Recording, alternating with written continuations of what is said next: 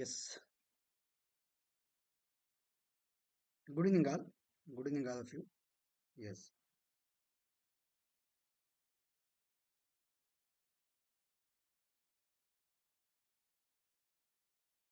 S ಈಗಾಗಲೇ ನಾವು ಕಮಿಟಿಯನ್ನು ನೋಡ್ತಾ ಇದ್ವಲ್ಲ ಕಮಿಟಿಯನ್ನು ನೋಡ್ತಾ ಇದ್ವಿ ಮತ್ತು ಮುಂದುವರ್ಸೋಣ ಇವತ್ತು. ಓಕೆನಾ? ಎಸ್ ಅಶೋಕ್ ಮೆಹ್ತಾ ಕಮಿಟಿ ಬಗ್ಗೆ ನಾವು ಚರ್ಚೆ ಮಾಡ್ತಾ ಇದ್ವಿ. ಎಸ್ ಅಶೋಕ್ ಮೆಹ್ತಾ ಕಮಿಟಿ ಅಂದ್ರೆ ಏನು ಎತ್ತ ಎಲ್ಲ ಡೀಟೇಲ್ ಆಗಿ ಚರ್ಚೆ ಮಾಡ್ತಾ ಇದ್ವಿ. ಸೊ ಈಸ್ ಅಶೋಕ್ ಮೆಹ್ತಾ ಓಕೆನಾ? S can see. ಹ್ಮ್ ಇವ್ರ ಬಗ್ಗೆ ನೋಡಿದ್ವಿ ನಾವು ಆಲ್ರೆಡಿ ಅಲ್ವಾ? This is a personal thing of Ashok Mehta.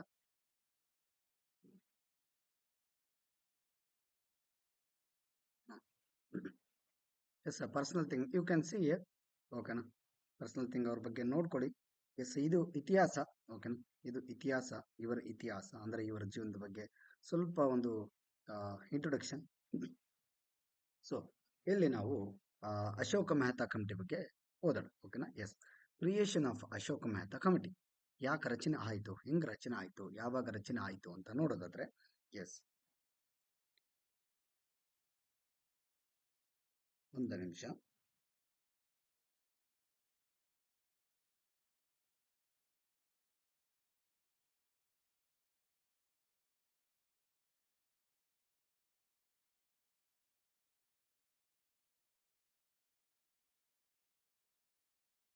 Hmm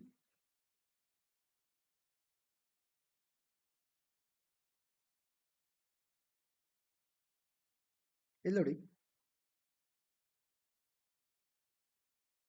in December 1977, the Janata government appointed a committee, Panchayat Raj institution, under the chairmanship of Ashok Mehta.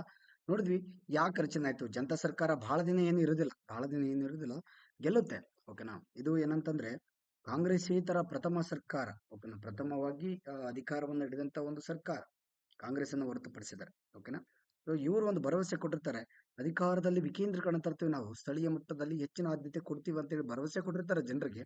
ಆ ಭರವಸೆಯನ್ನ ಈಡೇರಿಸುವ ನಿಟ್ಟಿನಲ್ಲಿ ಇವರೇನ್ ಮಾಡ್ತಾರಪ್ಪ ಅಂತಂದ್ರೆ ಒಂದು ಕಮಿಟಿಯನ್ನ ರಚನೆ ಮಾಡ್ತಾರೆ. ನಾವು ಸರ್ಕಾರ ಅಧಿಕಾರಕ್ಕೆ ಬಂದ ನಂತರ, that is Ashoka Mehta committee.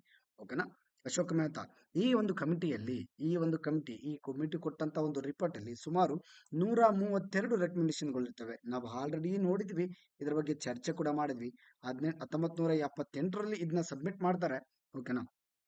ಅದೇ ರೀತಿ ಈ ಒಂದು ಕಮಿಟಿ ಆಧಾರದ ಮೇಲೆ ಕೆಲವು ಕರ್ನಾಟಕ, ಆಂಧ್ರ ಮತ್ತೆ ವೆಸ್ಟ್ ಬೆಂಗಾಲ್ ಅಲ್ಲಿ ಈ ಒಂದು ಹೊಸ ಒಂದು ಶಾಸನ ರಚನೆ ಆಗುತ್ತೆ. ಬಹಳಷ್ಟು ಜನ ಇಲ್ಲಿ ನೋಡಿ, ಈ ವರದಿಯ ಪರಿಣಾಮವಾಗಿ ಭಾರತದ ಒಂದು ಕರ್ನಾಟಕ, ಆಂಧ್ರ ಪ್ರದೇಶ ಮತ್ತು ಪಶ್ಚಿಮ ಬಂಗಾಳದ ರಾಜ್ಯಗಳು ಹೊಸ ಶಾಸನ ಅಂದ್ರೆ ಇದನ್ನ ಒಂದ್ ರೀತಿ ಒಪ್ಪಿಕೊಂಡಂತೆ ಅಲ್ಲಿ ಶಾಸನವನ್ನ ಏನ್ ಮಾಡ್ತಾರೆ, ಜಾರಿ ಮಾಡ್ತಾರೆ ಅಂತ. ಓಕೆನಾ? ಅದ್ಯಾಗೂ ರಾಜ್ಯ ಮಟ್ಟದಲ್ಲಿ ರಾಜಕೀಯದ ಹರಿವು ಸಂಸ್ಥೆಗಳು ತಮ್ಮದೇ ಆದ ಒಂದು ರಾಜಕೀಯ ಡೈನಮಿಕ್ಸ್ ಅನ್ನು ಅಭಿವೃದ್ಧಿಪಡಿಸಲು ಅವಕಾಶ ನೀಡಲಿಲ್ಲ. ಇಲ್ಲಿ ಏನಾಗುತ್ತೆ ಆ ಟೈಮಲ್ಲಿ, ಓಕೆನಾ? ಹ್ಮ್ ಇಲ್ಲಿ ಯಾವುದೇ ರೀತಿ ತಮ್ಮದೇ ಆದ ರಾಜಕೀಯವಾದ ಒಂದು ವಿಷಯವನ್ನ ಹ್ಮ್, ಅಭಿವೃದ್ಧಿಪಡಿಸ್ಲಿಕ್ಕೆ ಅವಕಾಶ ನೀಡೋದಿಲ್ಲ ಅಂತ. ಓಕೆನಾ? ಎಸ್ ನೋಡಿ, ಒಮ್ಮೊಮ್ಮೆ ಅರ್ಥ ಆಗುತ್ತೆ. ಓಕೆನಾ? ಈ ಒಂದು ರೆಕಮೆಂಡೇಶನ್ಗಳು ಬಹಳ ಇಂಪಾರ್ಟೆಂಟ್ ಆಗ್ತವೆ ಅಶೋಕ್ ಮೆಹ್ತಾ ಸಮಿತಿಗೆ ಸಂಬಂಧಪಟ್ಟಂಗೆ. ಎಸ್ ಓಕೆನಾ? ಎಸ್ ಮೂರು ರೀತಿಯ ಒಂದು ಪಂಚಾಯತ್ ರಾಜ್ಗೆ ಇದು ಅವಕಾಶ ನೀಡುತ್ತೆ. ಓಕೆನಾ?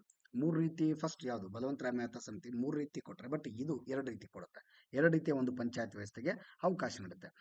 ಎರಡು ರೀತಿಯ ಯಾವುದು, ಒಂದು ಜಿಲ್ಲಾ ಪಂಚಾಯತ್ ಮತ್ತೆ ಮಂಡಲ ಪಂಚಾಯತ್. ಮಂಡಲ ಪಂಚಾಯತ್ ಅಂತ ಹೇಳಿದೀನಿ, ಕೆಲವು ಹಳ್ಳಿಗಳ ಒಂದು ಗುಂಪು, ದಟ್ ಈಸ್ ಅ ಮಂಡಲ ಪಂಚಾಯತ್. ಎಲ್ಲಿ ಎಷ್ಟು ಜನ ಇರ್ತಾರೆ, ಸುಮಾರು 15ರಿಂದ 20,000 ಜನಸಂಖ್ಯೆ ಇರ್ತಕ್ಕಂಥ ಜನರಿಗೆ ಒಂದು ಪಂಚಾಯತ್ಗೆ, that is a mandal panchayat ಅಂತ ಮೊದಲ ಬಾರಿಗೆ ಮಂಡಲ ಪಂಚಾಯತ್ ಅನ್ನೋ ಒಂದು ವಿಷಯವನ್ನು ಪ್ರಸ್ತಾಪ ಮಾಡಿದ್ದು ದಟ್ ಈಸ್ ಅಶೋಕ್ ಮೆಹ್ತಾ ಅವರು. ಓಕೆನಾ? ಎಸ್ ಇದೆಲ್ಲ ನೋಡ್ತಾ ಇದ್ವಿ ಆಲ್ರೆಡಿ. ಮೊನ್ನೆ ಕ್ಲಾಸ್ ಅಲ್ಲೂ ಕೂಡ ಇದನ್ನ ಎಕ್ಸ್ಪ್ಲೇನ್ ಮಾಡಿದ್ವಿ. ಆಮೇಲೆ district should be the first point for decentralising under the popular supervision below the state level. ರಾಜ್ಯ ಮಟ್ಟಕ್ಕಿಂತ ಕೆಳಗಿರುವ ಜನಪ್ರಿಯ ಮೇಲ್ವಿಚಾರಣೆಯಲ್ಲಿ ವಿಕೇಂದ್ರೀಕರಣಕ್ಕೆ ಜಿಲ್ಲೆಗೆ ಮೊದಲ, ಅಂದ್ರೆ ಇವರು ಆಲ್ಮೋಸ್ಟ್ ಜಿಲ್ಲೆಗೆ ಹೆಚ್ಚಿನ ಒಂದು ಆದ್ಯತೆ ನೀಡ್ತಾರೆ ಅಂತ. ಓಕೆನಾ? ಅದ್ ಬಿಟ್ರೆ ಇಲ್ಲಿ ಎರಡೇ ಎರಡು, ಒಂದು ಮಂಡಲ ಪಂಚಾಯತಿ ಮತ್ತು ಜಿಲ್ಲಾ ಪಂಚಾಯತಿ. ಹಾಗಾಗಿ ಇವರು ಅನಿವಾರ್ಯವಾಗಿ ಜಿಲ್ಲಾ ಪಂಚಾಯತಿಗೆ ಹೆಚ್ಚಿನ ಅಧಿಕಾರ ಕೊಡುವಲ್ಲಿ ಸಫಲರಾಗ್ತಾರೆ. ಎಸ್ ಜಿಲ್ಲಾ ಪರಿಷತ್ತು ಕಾರ್ಯನಿರ್ವಾಹಕ ಸಂಸ್ಥೆಯಾಗಿದ್ದು, ಹೌದು, ಜಿಲ್ಲಾ ಪರಿಷತ್ತು ಇಟ್ಸ್ ಎಕ್ಸಿಕ್ಯೂಟಿವ್ ಬಾಡಿ. ಓಕೆನಾ? ಎಕ್ಸಿಕ್ಯೂಟಿವ್ ಬಾಡಿ ಅಂದ್ರೆ ಏನು, ಕಾರ್ಯಾಂಗ ಅಂದ್ರೆ ಏನ್ರಿ? ಕಾರ್ಯಾಂಗ ಎಂದರೆ ಕೆಲಸ ಮಾಡಬೇಕು, ಹೆಸರಲ್ಲೇ ಇದೆ ಕಾರ್ಯ, ಕೆಲಸ ಮಾಡಬೇಕು. ಎಲ್ಲಾ ರೀತಿ ಕೆಲಸ. ಏನ್ ಕೆಲಸ ಅಂದ್ರೆ ಏನು, ಅಲ್ಲಿರ್ತಕ್ಕಂಥ ಸಿಒ ಮತ್ತೆ ಡಿ ಸಿ ಬಂದು ಎಲ್ಲ ಕೆಲಸ ಮಾಡ್ತಾರಂತ ಅಲ್ಲ. ಕೆಲಸ ಕಾರ್ಯಗಳು ಸರಿಯಾಗಿ ನಡೆಯುತ್ತವೋ ಇಲ್ಲವೋ ಎಲ್ಲವನ್ನು ವಿಚಾರ ಮಾಡ್ತಕ್ಕಂಥ ಕೆಲಸ ಅಲ್ಲ.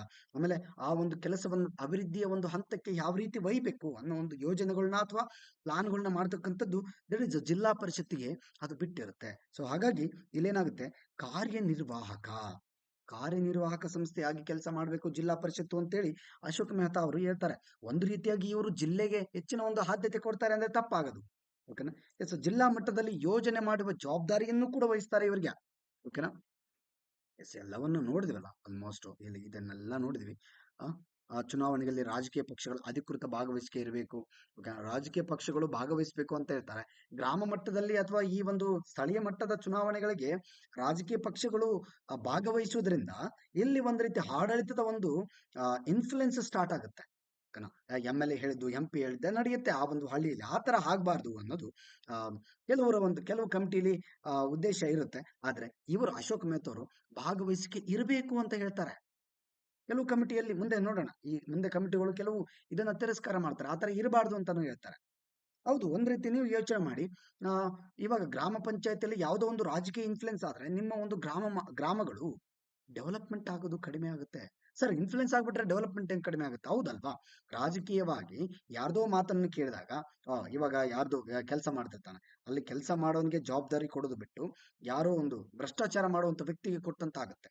ಈ ರಾಜಕೀಯಕ್ಕೆ ಸಂಬಂಧಪಟ್ಟಂಗೆ ಕೆಲವು ವಿಚಾರದಲ್ಲಿ ಏನಾಗ್ತವೆ, ಇದೇ ತರ ಆಗ್ತವೆ ಸಮಸ್ಯೆಗಳು. ನಿಮ್ಗೆಲ್ಲ ಗೊತ್ತಿದೆ, ಅರ್ಥ ಆಗ್ತಿದೆ ಅನ್ಕೋತೇನೆ. ಓಕೆನಾ. ರಾಜಕೀಯ ಪಕ್ಷಗಳ ಒಂದು ಭಾಗವಹಿಸಿಕೆ ಕಡಿಮೆ ಆಗ್ಬೇಕು ಇಲ್ಲಿ. ಓಕೆನಾ. ಎಸ್, ನಾನು ಆಗ್ಲೇ ಹೇಳಿದೆ, ಗ್ರಾಮ ಪಂಚಾಯತಿಯಲ್ಲಿ ಇವಾಗ್ಲೂ ಕೂಡ ರಾಜಕೀಯ ಪಕ್ಷಗಳ ಪ್ರವೇಶ ಇಲ್ಲ. ಸರಿ, ಹಾಗಾದ್ರೆ ಅಲ್ಲಿ ಬಹಳಷ್ಟು ಜನ ಬಿಜೆಪಿ ಕಾಂಗ್ರೆಸ್ ಅವ್ರು ಕೂತಿರ್ತಾರಲ್ವಾ, ಪ್ರಚಾರ ಮಾಡ್ತಿರ್ತಾರಂತ ನೀವು ಅನ್ಬೋದು. ನಿಮ್ಮ ಊರಿನಲ್ಲಿ ಗ್ರಾಮ ಪಂಚಾಯತಿಯಲ್ಲಿ ಇರ್ತಕ್ಕಂಥ ಜನರು ಮುಖ್ಯಸ್ಥರು ಬೇರೆ ಬೇರೆ ಪಕ್ಷದಲ್ಲಿ ಇರ್ತಾರೆ. ಆದ್ರೆ ಅಲ್ಲಿ ಒಂದು ಪಕ್ಷದ ಸಿಂಬಲ್ನ ಇಟ್ಕೊಂಡು ಅವರು ಆಳ್ವಿಕೆ ಮಾಡೋದಿಲ್ಲ, ಅವರು ಎಲೆಕ್ಷನ್ಗೆ ನಿಲ್ಲೋದಿಲ್ಲ. ಅವರು ಇಂಡಿಪೆಂಡೆಂಟ್ ಒಂದು ಸಿಂಬಲ್ನ ಹಾಕೊಂಡು ಎಲೆಕ್ಷನ್ಗೆ ನಿಲ್ತಾರೆ. ಯಾರು? ದಟ್ ಈಸ್ ಗ್ರಾಮ ಪಂಚಾಯತಿಯಲ್ಲಿ ಇರ್ತಕ್ಕಂಥ ಮೆಂಬರ್ಗಳು. ಎಸ್, ಸುಮ್ಮನೆ ಸಪೋರ್ಟ್ ಮಾಡ್ತಾ ಇರ್ತಾರೆ. ಸಪೋರ್ಟ್ ಮಾಡಕ್ಕೆ ಒಂದು ಕಾಂಗ್ರೆಸ್ನವರು ಅಥವಾ ಬಿಜೆಪಿಯ ಕೆಲವು ಮುಖಂಡರು, JDS ನ ಕೆಲವು ಮುಖಂಡರು, ಕಾಂಗ್ರೆಸ್ನ ಕೆಲವು ಮುಖಂಡರು ಎಲ್ಲರೂ ಕೂಡ ಅವರವರದೇ ಪಕ್ಷದ ಕೆಲವು ಅಭ್ಯರ್ಥಿಗಳನ್ನ ಕಣಕ್ಕೆ ನಿಲ್ಸಿರ್ತಾರೆ ಅಲ್ವಾ, ಚುನಾವಣಾ ಕಣಕ್ಕೆ. ಸೊ ಈ ರೀತಿಯ ಒಂದು ವ್ಯವಸ್ಥೆ ಓಕೆನಾ ಆಗ್ಬಾರ್ದು. ಇಲ್ಲಿ ಇವಾಗ ಆಗ್ತಾ ಇಲ್ಲ. ಬಟ್ ತಾಲೂಕು ಮತ್ತೆ ಜಿಲ್ಲಾ ಪಂಚಾಯತಿಯಲ್ಲಿ ಇದೆ. ತಾಲೂಕು ಮತ್ತು ಜಿಲ್ಲಾ ಪಂಚಾಯತಿಯಲ್ಲಿ ಕೆಲವು ಪಕ್ಷಗಳನ್ನ ಸಿಂಬಲ್ ಆಗಿಟ್ಕೊಂಡು ಅವರು ಎಲೆಕ್ಷನ್ ನಿಲ್ಬಹುದು. ಬಟ್ ಗ್ರಾಮ ಪಂಚಾಯತಿಯಲ್ಲಿ ಇವತ್ತಿಲ್ಲ. ಆದ್ರೆ ಇವ್ರು ಹೇಳ್ತಾರೆ, ಅಶೋಕ್ ಮೆಹ್ತಾ ಅವರು, ಈ ತರ ಇರಬೇಕು ರೀ, ಇರ್ಬೇಕಪ್ಪ, ರಾಜಕೀಯ ಪಕ್ಷಗಳ ಒಂದು ಅಧಿಕೃತ ಭಾಗವಹಿಸಿಕೆ ಇರಬೇಕು ಅಂತ ಹೇಳ್ತಾರೆ. So yes, you can decide, ನೀವು ಡಿಸೈಡ್ ಮಾಡ್ಬೇಕು. ಓಕೆನಾ. ಯಾಕಂದ್ರೆ ಇದು ಗ್ರಾಮ ಪಂಚಾಯತ್ ಅಂದ್ರೆ ಸಂವಿಧಾನ ಮಾಡಿದೆ. ಓಕೆನಾ. ಕೆಲವು ವಿಷಯಗಳಿಗೆ ಸಂಬಂಧಪಟ್ಟಂಗೆ ಅದೇ ರೀತಿ ಕೆಲವು ಕಮಿಟಿಗಳು ಬಂದಿದ್ದಾವೆ. ಅದೆಲ್ಲವನ್ನು ನೀವು ಕೂಡ ಒಪ್ತೀರಾ ಇಲ್ವಾ ಅಂತ ಹೇಳಿ ಸ್ವಲ್ಪ ಚರ್ಚೆ ಮಾಡಿ, ನಿಮಗೆ ಗೊತ್ತಿರ್ತಕ್ಕಂಥ ಕೆಲವು ವಿಷಯಗಳನ್ನು ಕೂಡ ನೀವು ಚರ್ಚೆ ಮಾಡಬಹುದು. ಸರಿ ತಪ್ಪು ಅದು ಸೆಕೆಂಡ್. ಈ ಒಂದು ಕಾನೂನಿನ ಅಡಿಯಲ್ಲಿ ನಿಮ್ಮ ಒಂದು ಮಾತುಗಳು ಆಯ್ತು, ನಿಮ್ಮ ಒಂದು ಪಾಯಿಂಟ್ಗಳು ಆಯ್ತು, ಬರ್ತಾವೆಲ್ಲ ಸೆಕೆಂಡರಿ. ಆದ್ರೆ ಇಲ್ಲಿ ನೀವು ವಿಚಾರ ಮಾಡದಂತಲ್ಲ, ಈ ವಿಷಯಗಳ ಬಗ್ಗೆ ಸಂಪೂರ್ಣ ಅರ್ಥ ಆಗ್ತಾ ಹೋಗುತ್ತೆ. ಓಕೆನಾ. ಈಸಿಯಾಗಿ ಅರ್ಥ ಆಗುತ್ತೆ ಅಂತ. ಆಮೇಲೆ ನೋಡಿ, ಪಂಚಾಯತ್ ರಾಜ್ ಸಂಸ್ಥೆಗಳು ತಮ್ಮ ಸ್ವಂತ ಆರ್ಥಿಕ ಸಂಪನ್ಮೂಲಗಳನ್ನು ಕ್ರೋಢೀಕರಿಸಲು ತೆರಿಗೆ ಕಡ್ಡಾಯ ಅಧಿಕಾರವನ್ನು ಹೊಂದಿರಬೇಕು. ಓಕೆನಾ. ಪಂಚಾಯತ್ ರಾಜ್ ಸಂಸ್ಥೆಗಳು ಇಲ್ಲೇನಾಗ್ತಾರೆ, ಸ್ವಂತ ಸಂಪನ್ಮೂಲಗಳನ್ನು ಅವರು ಒಂದು ತೆರಿಗೆ, ಅದೇ ಹೇಳಿದ್ನಲ್ಲ, ಹೌಸ್ ಟ್ಯಾಕ್ಸ್ ಆಗಿರ್ಬೋದು, ತಮ್ಮ ಒಂದು ಟ್ಯಾಕ್ಸ್ ಅನ್ನ ತಾವೇ ಕಲೆಕ್ಟ್ ಮಾಡ್ಕೊಳ್ಳಿ, ತಮ್ಮ ಊರಿನ ಒಂದು ಟ್ಯಾಕ್ಸ್ ಅನ್ನ. ಹಂಗಿದ್ದಾಗ ಏನಾಗುತ್ತೆ, ಒಂದು ಕೇಂದ್ರ ಸರ್ಕಾರ ಮತ್ತು ರಾಜ್ಯ ಸರ್ಕಾರಕ್ಕೆ ಪ್ರತಿ ಸಲ ನನಗೆ ದುಡ್ಡು ಕೊಡಿ ಅಂತ ಹೋಗೋದು ಕಡಿಮೆ ಆಗುತ್ತೆ. ಓಕೆನಾ. ಅವ್ರು ಫಂಡ್ ಬಂದಾಗ ಅಥವಾ ಬಜೆಟ್ ಆದಾಗ ಅವರು ಡಿವೈಡ್ ಮಾಡಿ ಕೊಡ್ತಾರೆ ಗ್ರಾಮ ಪಂಚಾಯತಿ ಅಭಿವೃದ್ಧಿಗೆ. ಆದರೆ ಇವ್ರಿಗೆ ಕೆಲವು ಸಣ್ಣ ಪುಟ್ಟ ಮೂಲಭೂತ ಸೌಕರ್ಯಗಳನ್ನ ಏನು ಬಗೆಹರಿಸಲಿಕ್ಕೆ, ಸಮಸ್ಯೆಗಳನ್ನ ಬಗೆಹರಿಸಲಿಕ್ಕೆ ಇವ್ರಿಗೆ ಬೇಕಾಗುತ್ತೆ. ಅದಕ್ಕಾಗಿ ಅಲ್ಲಿ ಕೆಲವು ಟ್ಯಾಕ್ಸ್ಗಳನ್ನ ಅವರು ಕಟ್ಟಿದ್ದನ್ನ ಅವರು ಸಂಗ್ರಹಣೆ ಮಾಡ್ಕೊಂಡು ತಾವೇ ಇಟ್ಕೊಳ್ಳಿ ಅಂತೇಳಿ ಇವ್ರು ಹೇಳ್ತಾರೆ. ಅದ್ ಬಿಟ್ರೆ ನೋಡಿ, ದುರ್ಬಲ ಸಾಮಾಜಿಕ ಮತ್ತು ಆರ್ಥಿಕ ಗುಂಪುಗಳಿಗೆ ನಿಗದಿಪಡಿಸಿದ ಹಣವನ್ನು ನಿಜವಾಗಿಯೂ ಅವರಿಗೆ ಖರ್ಚು ಮಾಡಲಾಗಿದೆ ಎಂದು ಪರಿಶೀಲಿಸುವುದು ಜಿಲ್ಲಾ ಮಟ್ಟದ ಸಂಸ್ಥೆ ಮತ್ತು ಶಾಸಕರ ಸಮಿತಿಯಿಂದ ನಿಯಮಿತವಾಗಿ ಸಾಮಾಜಿಕ ಲೆಕ್ಕ ಪರಿಶೋಧನೆ ನಡೆಯಬೇಕು. ಹೌದು, ಇದು ಒಪ್ಕೊಳ್ಳುವಂತ ವಿಚಾರ ರೀ. ಸರಿ, ಇದು ಸರಿ. ಇದು ಯಾವುದೇ ರೀತಿ ಇದರಲ್ಲಿ ಎರಡು ಮಾತಿಲ್ಲ. ಹೌದು, ಇವತ್ತಿಗೂ ಕೂಡ ನಾವು ಇದನ್ನೇ ಬಯಸ್ತೀವಿ. ಇವಾಗ ಒಂದು ಗ್ರಾಮ ಪಂಚಾಯತಿಯಲ್ಲಿ ದುರ್ಬಲ ಮತ್ತು ಆರ್ಥಿಕವಾಗಿ ದುರ್ಬಲ ಸಮಾಜ ಮತ್ತು ಆರ್ಥಿಕವಾಗಿ ಹಿಂದುಳಿದ ಕೆಲವು ಜನರಿಗೆ ಆ ಒಂದು ದುಡ್ಡು ಖರ್ಚು ಮಾಡಿದಾರ ಇಲ್ವಾ, ಎಷ್ಟು ಮಟ್ಟಿಗೆ ಪಂಚಾಯತಿಯಲ್ಲಿ ಅವರು ಆ ಒಂದು ಹಣವನ್ನ ಓಕೆನಾ ಓಕೆನಾ ಅಲ್ಲಿ ಅಭಿವೃದ್ಧಿಗೆ ಯಾವ ರೀತಿ ಖರ್ಚು ಮಾಡಿದ್ದಾರೆ ಅಂತ ಪರಿಶೀಲಿಸಲಿಕ್ಕೆ ಒಂದು ಜಿಲ್ಲಾ ಮಟ್ಟದ ಸಂಸ್ಥೆ ಬೇಕು. ಶಾಸಕರ ಸಮಿತಿಯಿಂದ ನಿಯಮಿತವಾಗಿ ಒಂದು ರೀತಿ ಸಾಮಾಜಿಕ ಲೆಕ್ಕ ಪರಿಶೋಧನೆ ಆಗ್ಬೇಕು ಪಬ್ಲಿಕ್ ಅಲ್ಲಿ. ಎಲ್ರಿಗೂ ಕೂಡ ಅದು ಗೊತ್ತಾಗ್ಬೇಕು, ಎಲ್ಲರ ಮುಂದೆ ಇಡಬೇಕು, ಜನರ ಮುಂದೆ ಎಷ್ಟು ಖರ್ಚು ಮಾಡಿದೀವಿ ಹಿಂಗಿಲ್ಲ ಅಂತ. ಹೌದು, ಇದು ಒಪ್ಪಲೇಬೇಕಾದಂತ ವಿಚಾರ ಅಲ್ವಾ? ಎಸ್, ಇದು ಸರಿಯಾದ ಒಂದು ವಿಷಯವೇ ಸರಿ. ಓಕೆನಾ? ಎಸ್, ಹಂತವಾಗಿ ನೋಡೋಣ. ಇನ್ನೂ ಹೆಚ್ಚಿನ ಡೀಟೇಲ್ ನಾನು ನಿಮಗೆ ಡೆಫಿನೆಟ್ಲಿ ಒಂದು ಇನ್ನು ಬ್ಯಾಚ್ ಕೋರ್ಸ್ ಅಲ್ಲಿ ಕೊಡ್ತೀನಿ. ಓಕೆನಾ? ಇನ್ನೂ ಡೀಟೇಲ್ ಇದೆ, ಡೋಂಟ್ ವರಿ. ಓಕೆನಾ? ಇದಕ್ಕಿಂತ ಡೀಟೇಲ್ ಆಗಿ ಹೋಗ್ತಾ ಹೋಗೋಣ. Don't worry. ಎಸ್, ಇದು ಅಂತೂ ಗ್ಯಾರಂಟಿ. ಇಲ್ಲಿ ಒಂದು ಅಲ್ಟಿಮೇಟ್ ಆಗಿರ್ತಕ್ಕಂಥ ಒಂದು ನೋಟ್ಸ್ ಅಂತೂ ರೆಡಿ ಆಗಿದೆ. ಓಕೆನಾ? ನಿಮಗೆ ಐ ಥಿಂಕ್ RDPR ಲೆವೆಲ್ಗೆ ಇದಿರುತ್ತೆ. ಓಕೆನಾ? RDPR ಲೆವೆಲ್ಗೆ ಇದಿರುತ್ತೆ. RDPR 1993 ಆಗ್ತೇನು PD ಬಗ್ಗೆ ಸಂಬಂಧಪಟ್ಟಂಗೆ ನೀವು ಓದ್ತಿರಲ್ಲ, ಅದಕ್ಕೆ ಸಂಬಂಧಪಟ್ಟಂಗೆ, ಅದಕ್ಕೆ ಸಮನಾದ, ಅದಕ್ಕೂ ಮೀರಿ, ಓಕೆನಾ, ಅದಕ್ಕೂ ಮೀರಿ ಇಲ್ಲಿ ಕೊಡ್ತಕ್ಕಂಥ ಕೆಲಸ ನಾವು ಮಾಡ್ತೀವಿ. ಓಕೆನಾ? VA that's enough. VA ಅಷ್ಟು ಡೆಪ್ತ್ ಓದೋ ಅವಶ್ಯಕತೆ ಇಲ್ಲ. ಆದರೂ ಕೂಡ ಒಂದು ರೀತಿ VA ಯಾವುದೇ ರೀತಿ ಕ್ವಶನ್ಸ್ಗಳು ಮಿಸ್ ಆಗದೆ ಇರೋ ತರ ನಾವು ನೋಡ್ಕೊಳ್ಳೋಕೆ ಟ್ರೈ ಮಾಡೋಣ. 100% ನಾನು ಬರ್ಕೊಡಕ್ ಆಗೋದಿಲ್ಲ ಒಂದು ಯಾವುದೋ ಒಂದು ವೈಟ್ ಪೇಪರ್ ಅಲ್ಲಿ. No one can write. ಓಕೆನಾ? ಯಾರು ಕೂಡ ಗ್ಯಾರಂಟಿ ಕೊಡೋಕ್ ಆಗೋದಿಲ್ಲ, ಇಲ್ಲಿಂದ ಬರುತ್ತೆ, ಇಲ್ಲಿಂದ ಬರುತ್ತೆ. ಒಂದು ವೇಳೆ ಗ್ಯಾರಂಟಿ ಕೊಟ್ಟಿದ್ದೇ ನಿಜ ಆದ್ರೆ ಇದು ಒಂದು ರೀತಿ ದಾರಿ ತಪ್ಪಿಸುವ ಕೆಲಸ. ಬಟ್ ಇಲ್ಲಿ ಯಾವುದೇ ಒಬ್ಬ ಇವಾಗ ಎಜುಕೇಟರ್ ಆಗಿರ್ಬೋದು, ಇನ್ನೊಂದಾಗಿರ್ಬೋದು, ಓಕೆನಾ, ಒಂದು ಒಂದು ವಿಷಯದ ಬಗ್ಗೆ ಸಂಪೂರ್ಣವಾಗಿ 100% ಎಲ್ಲೂ ಬರೋದಿಲ್ಲ ಅಂತ ಹೇಳಕ್ ಸಾಧ್ಯ ಆಗೋದಿಲ್ಲ. ಎಸ್, ಡೆಫಿನೆಟ್ಲಿ ಒಂದು ಕಾನ್ಫಿಡೆಂಟ್ ಇಂದ ಹೇಳ್ಬೋದು, ನನ್ನ ಒಂದು ಈ ನೋಟ್ಸ್ ಇಂದ ಅಥವಾ ನಮ್ಮ ಒಂದು ನೋಟ್ಸ್ ಇಂದ ಇಷ್ಟು ಬರಬಹುದು ಅಂತ ಹೇಳ್ಬೋದು. ಬಿಟ್ರೆ ಅದಕ್ಕೂ ಮೀರಿ 100% ಇಲ್ಲಿಂದನೇ ಬರ್ತವೆ ಅಂತ ಹೇಳಿದ್ರೆ ತಪ್ಪಾಗುತ್ತೆ. ಅದು ನಾನು ಬಹಳ ಸರಿ ಹೇಳ್ತೇನ್ರಿ, ಬಾರ್ಡರ್ ಹಾಕಿ ಓದಬಾರ್ದು. ಇಷ್ಟೇ ಇದೆ, ಇಷ್ಟು ಓದಿದ್ರೆ ಅಷ್ಟೇ ಬರುತ್ತೆ. ನೋ, ಆ ತರ ಎಲ್ಲ ಓದಬಾರ್ದು. ಒಂದು ಮೇ ಬಿ 95% ಬಂದ್ರು ಸಾಕ್ರಿ. 95% ಲೆವೆಲ್ ಬಂದ್ರು ಸಾಕು. ಓಕೆನಾ? ಅಲ್ಲಿಗೆ ಉತ್ತಮ ಪ್ರದರ್ಶನ ಅದು. ಎಸ್, ಇರ್ಲಿ, ಅದೇನಿರ್ಲಿ. ಹೆಚ್ಚಿನದನ್ನ ನಾವು ಕ್ಲಾಸ್ ಅಲ್ಲಿ ಡೆಫಿನೆಟ್ಲಿ ಮಾತಾಡೋಣ. ಪ್ರತಿಯೊಂದು ವಿಚಾರದ ಬಗ್ಗೆ ಕೂಲಂಕಷವಾಗಿ ಅಧ್ಯಯನ ಮಾಡ್ತಾ ಹೋಗೋಣ. ಇಲ್ಲಿ ನೋಡಿ, ಇನ್ನೊಂದಿದೆ, ಪಂಚಾಯತ್ ರಾಜ್ ಸಂಸ್ಥೆಗಳ ವ್ಯವಹಾರವನ್ನು ನೋಡಿಕೊಳ್ಳಲು ರಾಜ್ಯ ಸಚಿವ ಸಂಪುಟದಲ್ಲಿ ಪಂಚಾಯತ್ ರಾಜ್ ಸಚಿವರನ್ನು ನೇಮಿಸಬೇಕು. ನೀವು ನನಗೆ ಕಮೆಂಟ್ ಬಾಕ್ಸ್ ಅಲ್ಲಿ ಕಮೆಂಟ್ ಹಾಕಿ ಏನಂತ, ಇವಾಗಿನ ಪ್ರೆಸೆಂಟ್ ಪಂಚಾಯತ್ ರಾಜ್ ಮಿನಿಸ್ಟ್ರಿ ಯಾರಿದ್ದಾರೆ ನಮ್ಮ ಕರ್ನಾಟಕದಲ್ಲಿ ಹೇಳಿ. ಕರ್ನಾಟಕದಲ್ಲಿ ಪಂಚಾಯತ್ ರಾಜ್ ಮಿನಿಸ್ಟ್ರಿ ಯಾರಿದ್ದಾರೆ? ಪಂಚಾಯತ್ ರಾಜ್ನ ಸಚಿವರು ಯಾರಿದ್ದಾರೆ ಹೇಳಿ. ಬಹಳ ಜನರಿಗೆ ಇದು ಗೊತ್ತಿರ್ಲಿಕ್ಕಿಲ್ಲ. ಎಸ್, ಹೋಗಿ ಜಸ್ಟ್ ಗೂಗಲ್ ಅಲ್ಲಿ ಸರ್ಚ್ ಮಾಡಿ, ನೀವು ಕಮೆಂಟ್ ಬಾಕ್ಸ್ ಅಲ್ಲಿ ಕಮೆಂಟ್ ಹಾಕಿ, ತಪ್ಪದೆ ಕಮೆಂಟ್ ಮಾಡಿ. ಓಕೆನಾ? ಏನದು ಇವತ್ತಿನ ಒಂದು ಪಂಚಾಯತ್ ರಾಜ್ ಸಚಿವರು ಯಾರಿದ್ದಾರೆ ನಮ್ಮ ಕರ್ನಾಟಕದಲ್ಲಿ?